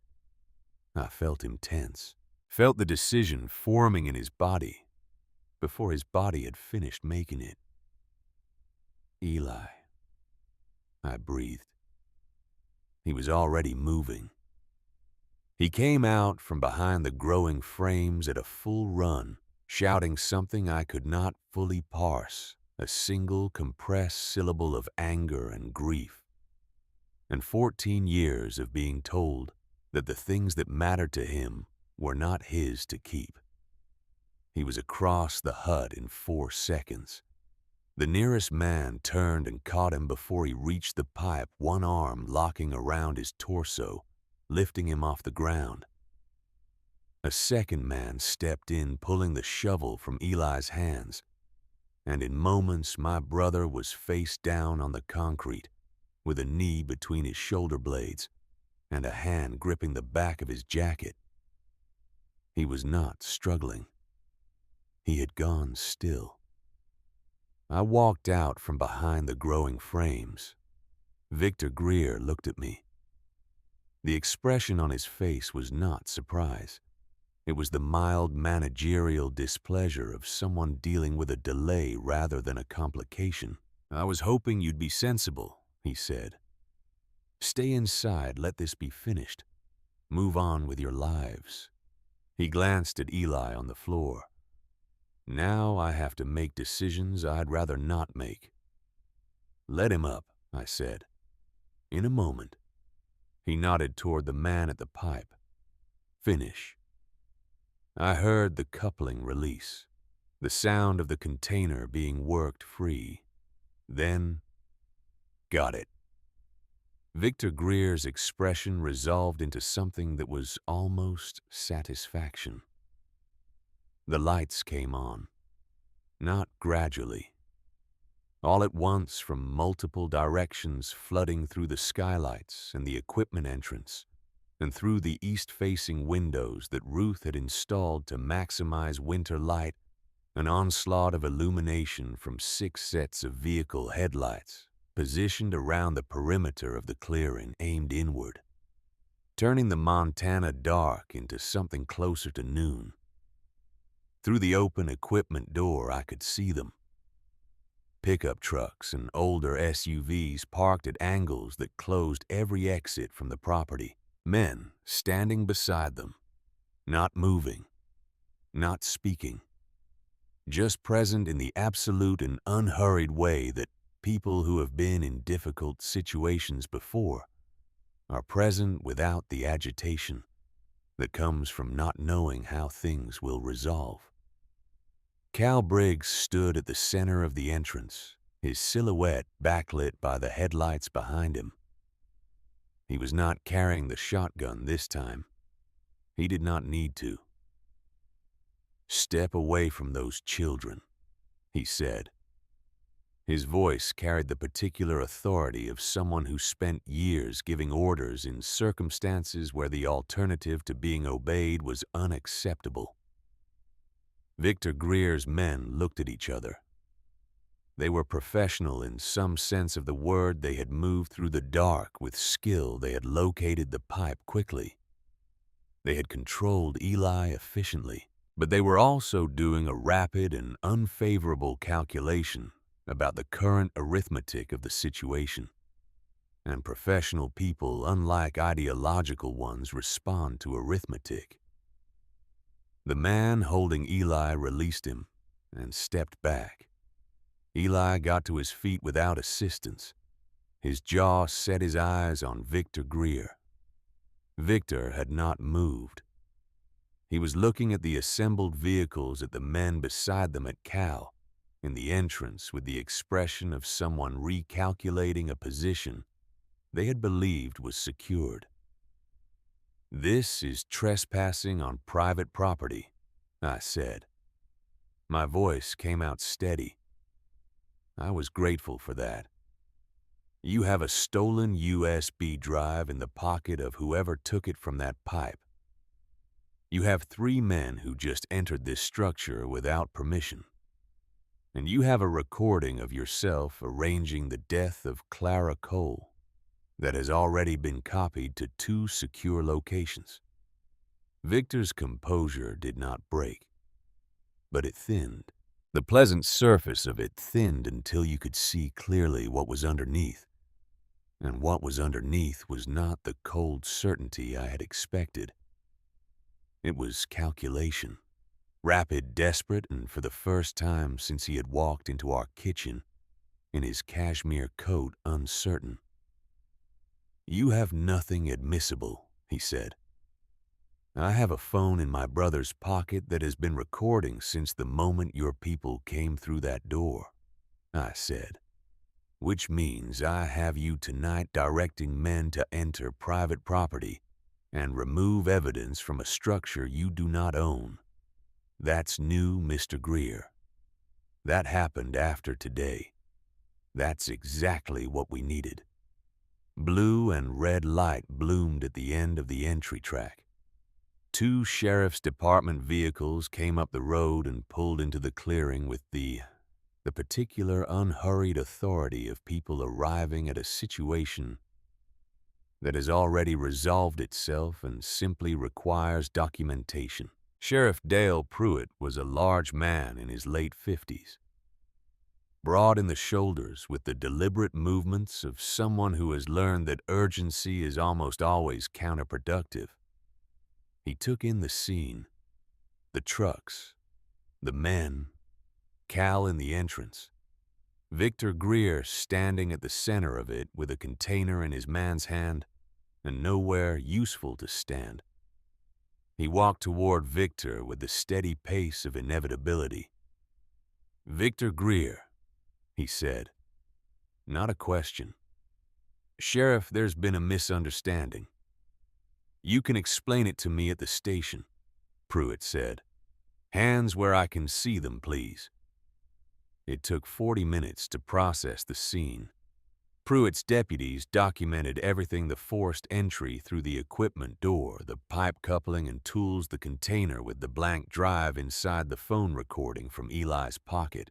Victor Greer was handcuffed and walked to a cruiser without drama, his composure intact, but his eyes moving in the way that eyes move when a person is reviewing the decisions of the past hour and finding all of them wanting.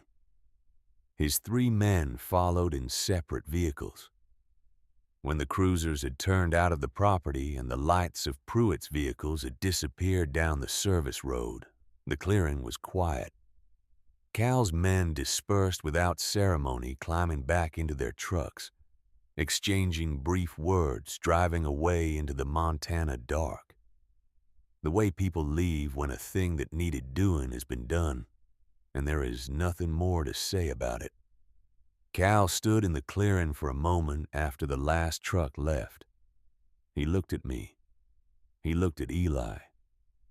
He looked at the hut behind us with its lights on, and its animals settled, and its fish turning slow circles in their tanks. Ruth would have appreciated the efficiency of that, he said. Then he went home. Eli and I sat on the floor of the hut for a long time after. Biscuit between us, his warm weight against our legs. The wood stove ticked. The fish moved in their quiet arcs. The goats shifted and settled. We did not speak for a while. "The backup copy," Eli said eventually. "Tomorrow," I said. Her resting place was at the back of the property where the cleared land met the tree line and the pines grew close and quiet. A simple stone set into the ground level rather than rising from it. Ruth had specified this in the last pages of the 4th journal, in a section marked Practical Matters. Her initials and 2 dates and the words, "Finally Home," in plain capital letters. No ornamentation beyond those 2 words, which were ornamentation enough. We had not visited since arriving. I was not sure why. Perhaps because visiting felt like an ending and we had not been ready for endings. Perhaps because finding the stone would make permanent something we had been holding at a slight distance. We went in the morning before Cal arrived. The ground was frozen, the grass pale and stiff with frost.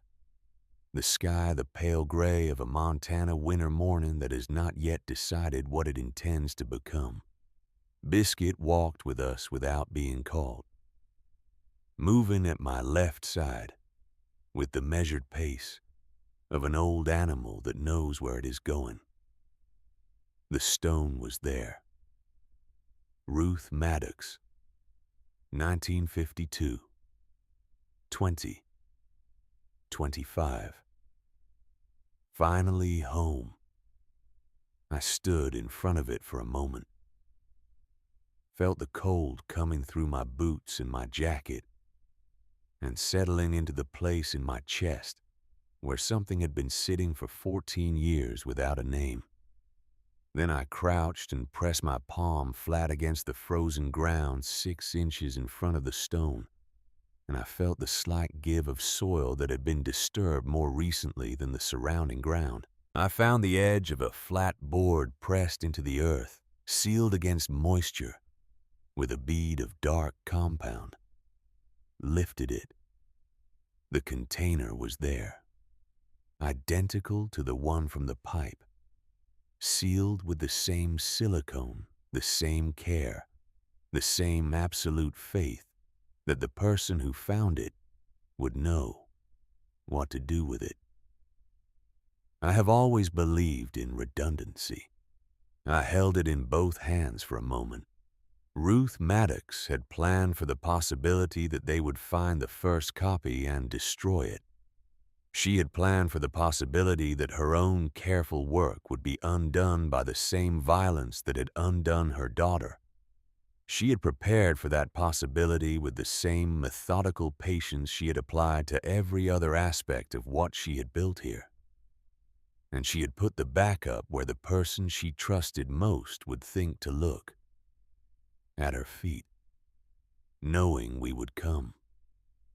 I handed the container to Eli.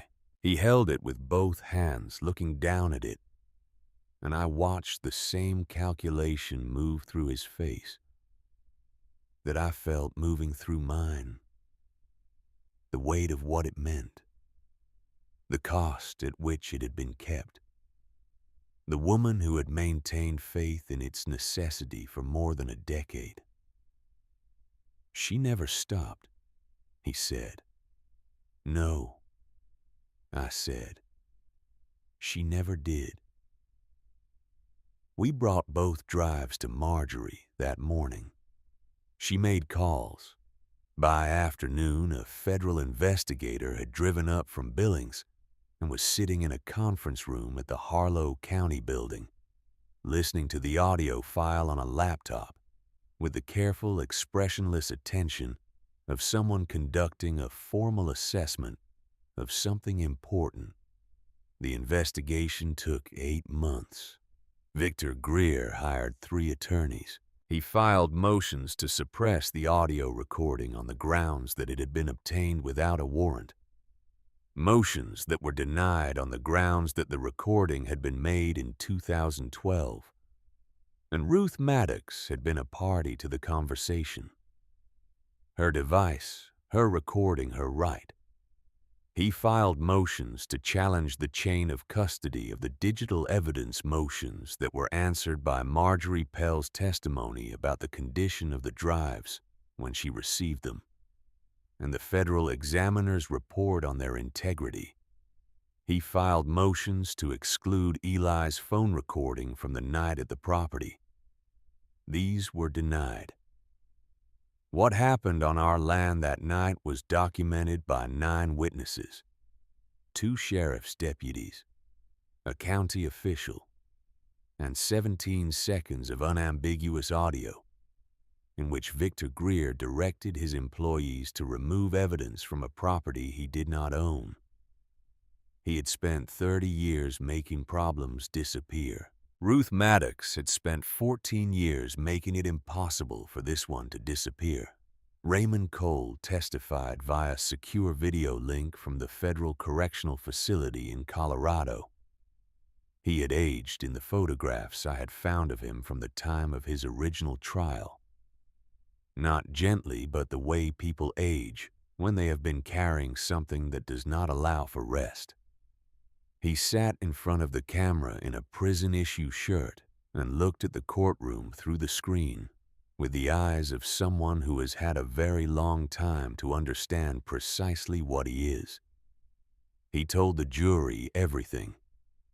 He told them about the money laundering operation, about Victor Greer's role in constructing it, about the people who had been defrauded, and the mechanisms by which the fraud had been sustained. He told them about the night he learned that Clara had decided to go to the police about the phone call with Victor, about what was said. He did not soften it. He did not frame it as something that had happened to him. He said, "I knew. I was on that call.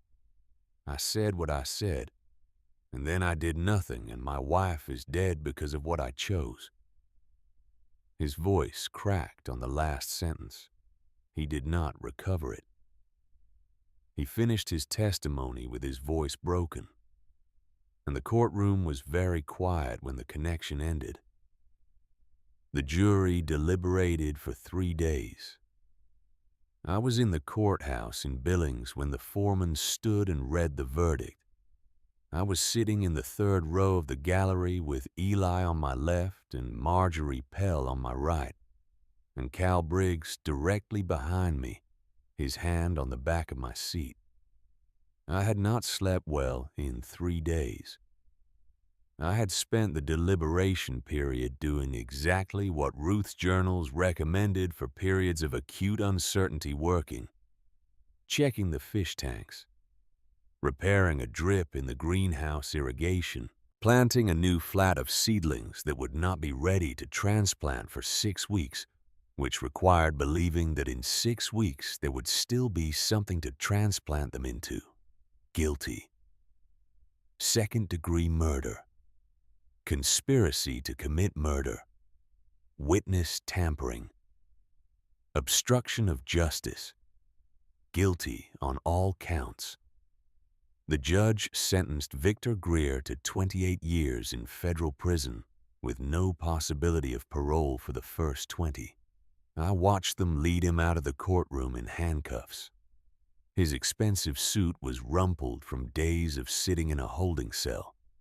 His silver hair, which had been so precisely cut the night he appeared at our door, had grown out unevenly.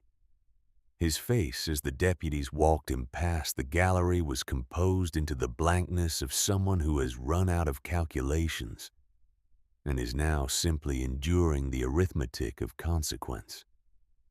He did not look at us. Outside the courthouse in the cold Billings afternoon, Cal put one hand briefly on my shoulder. Marjorie shook my hand with both of hers. which I had come to understand was her highest expression of warmth. Eli stood beside me on the courthouse steps and tilted his face up toward the pale winter sky for a moment. His eyes closed. The case against Raymond Cole for his role in the conspiracy was resolved separately. He received an additional 2 years added to his existing sentence. His cooperation and testimony considered mitigating factors, and was relocated to a facility in Colorado. We were informed of this by letter. 6 months after the sentencing, a letter arrived from that facility. I recognized the handwriting on the envelope. I had seen it on a legal pad submitted as evidence on the official statement he had given to federal investigators. I held the envelope for a long time before opening it. The letter was 2 pages written in a cramped and careful hand. "Ren," he began, "you don't have to read this. You don't have to respond. I'm not writing it because I expect anything from you. I'm writing it because your grandmother came to see me 5 years ago and sat across from me with your mother's eyes and told me that someday her granddaughters would come home and that I would have to decide what kind of man I wanted to be in whatever time I had left. She didn't ask me to testify. She didn't ask me to confess. She just told me what my silence had cost, and she told me that she forgave me, which was harder to hear than anything else she said. And then she left, and I spent the next 5 years trying to figure out what a man does with forgiveness he doesn't deserve. I think maybe he tries to do one thing right. I testified because it was the right thing, because Clara deserved it, because you and Eli deserved it. Not because I had anything to gain. I gained nothing, and I knew that going in. But Ruth spent 14 years building the case against the man who killed my wife. The least I could do was show up when it counted. I'm not asking for a relationship. I'm not asking you to forgive me. I don't think that's something I have the right to ask for. But I want you to know that I think about you. Both of you. I think about the father I should have been. I think about the choices I made and what they cost everyone around me. Your grandmother was the strongest person I ever encountered. Your mother was the kindest. And you, Ren, you survived everything I did to your family. And you came out the other side still standing, still fighting, still taking care of your brother. That's not anything I gave you. That's entirely you. I'll serve the rest of my time. When I get out, I won't come looking for you. I promised Ruth, and keeping that promise is the one thing I can still do for her. But if someday, years from now, when the distance feels different, you want to talk, I'll be there. I'm sorry, Ren. For all of it. Raymond. I read the letter twice. Then I folded it with care and placed it in the wooden box with the carved sunflowers beside Ruth's letters and Clara's photograph and the decoded page from the journal. I closed the lid and ran my fingers over the carved petals the way I had come to do, feeling the care in each line, the patience required to make something so detailed, the hours of quiet work that produced it. I was not ready to forgive Raymond Cole. I did not know if I would ever be ready, but I did not throw the letter away. I put it with the other things that mattered in the box that held the evidence of everything our family had been and lost and found and was still in the process of becoming. That felt like something. The beginning of a door not yet opened, not yet permanently closed. The first anniversary of our arrival fell on a Thursday in March. We opened the farm stand that morning. Eli had built it over the winter from reclaimed lumber, a simple open structure at the edge of the property near the gate, with a hand-painted sign that read, Maddox Farm, in letters he had stenciled carefully over the course of 2 evenings. Underneath, in smaller letters, fresh produce, eggs, dairy. We were not prepared for how many people came. Farmers who had known Ruth and wanted to see what her grandchildren had made of the place. Townsfolk from Mill Haven who had heard the story in the way that stories travel in small communities, incomplete, embellished in some places, accurate in others, but fundamentally about something real. Marjorie Pell arrived at 9 in the morning and purchased 2 heads of lettuce and a quart of goat milk, and stood at the stand for 20 minutes talking to every person who came. As she was leaving, she turned back. Your grandmother would be proud, she said. From Marjorie, this was an extraordinary statement. I understood it as such. 3 restaurants in the county signed delivery contracts that month. The money was modest but consistent. We built the second phase of the aquaponics system using plans from Ruth's 4th journal. The vertical growing towers that she had never had the time or the physical capacity to complete. They worked exactly as she had calculated. The tilapia grew, the plants grew. The water cycled through its closed loop. In the elegant relationship Ruth had designed, each element supporting every other. Eli received his acceptance letter in March as well. Full scholarship, Montana State University's Department of Agricultural Sciences, with a specific commendation for an application project on closed-loop aquaponic systems in high-altitude climates. He would take the first year online, staying at the farm before transitioning to campus for the remaining 3 years.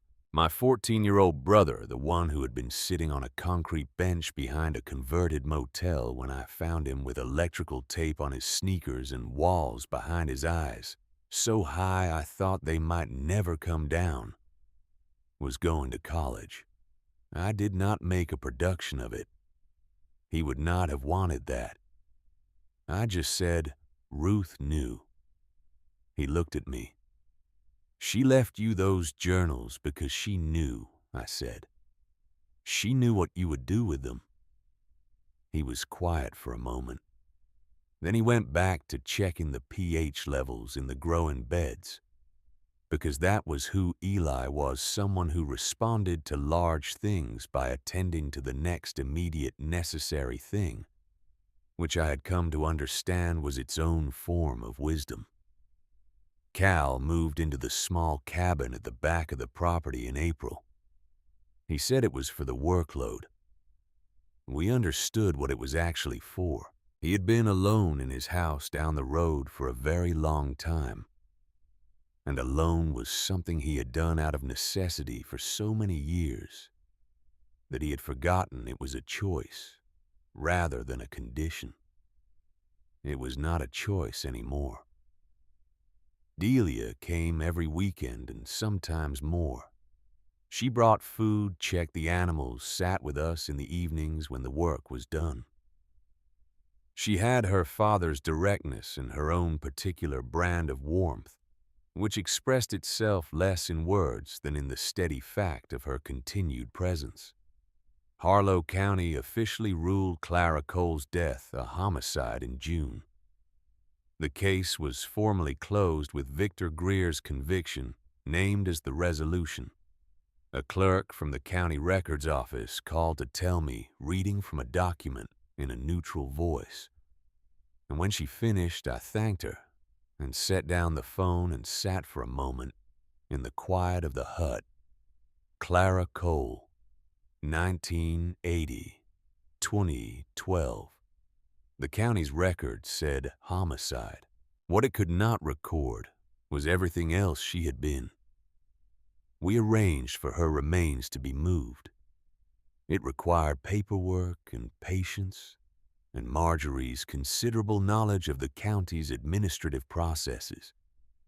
But in September, Clara Cole was reinterred at the back of the Maddox Farm property in the quiet place where the cleared land met the tree line beside the woman who had spent 14 years trying to bring her killer to justice.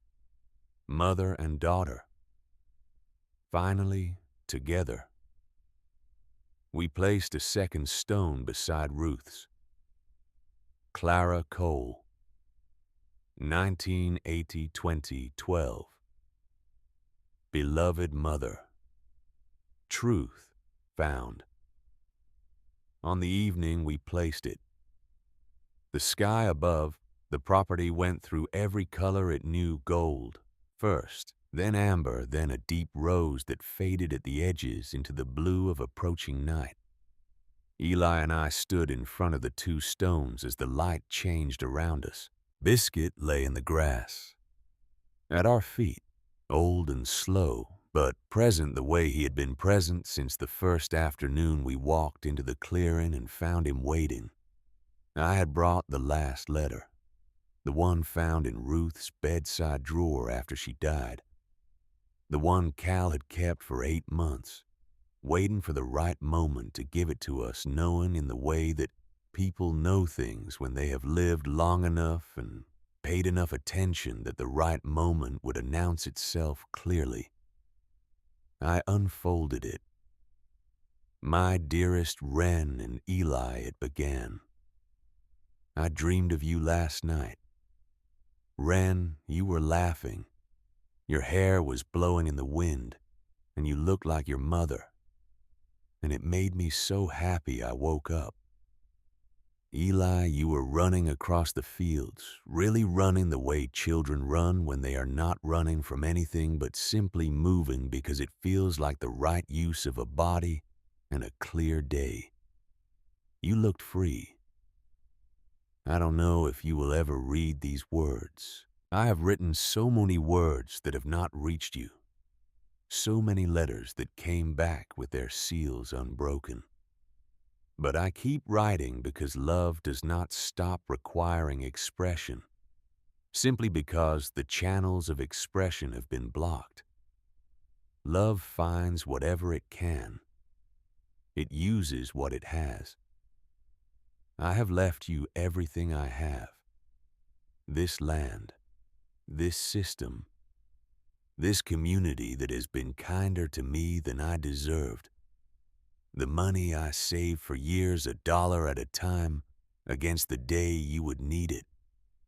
The evidence I gathered patiently and alone against the day justice would become possible. And these journals because I wanted you to understand, not just what I built, but how I thought, what I believed, what sustained me through the years when the distance felt like it might outlast me. You were never abandoned. I need you to know that before anything else, and I need you to believe it, not because I am telling you, but because the evidence is all around you if you are standing where. I hope you are standing when you read this. Every nail in that structure, every seed in those beds, every fish in those tanks, every letter in that box, everything I did with every day I was given. After the day you were taken from me, all of it was for you. I believe you found each other. I believe you found this place. I believe you are standing together somewhere on this land, and that something in you that was broken has begun to repair itself. Not because the damage was not real. It was real, and I am so sorry for every year of it. But because broken things can heal. And you are both so much stronger than the circumstances that shaped you. Find the truth. I believe you already have. Find justice. I believe it is coming. Find each other. I believe you already have, and know that wherever I am, and I am somewhere I am certain of that, whatever form it takes I am watching, I am proud, and I am loving you still. All my love, always. Grandma Ruth. I folded the letter when I finished.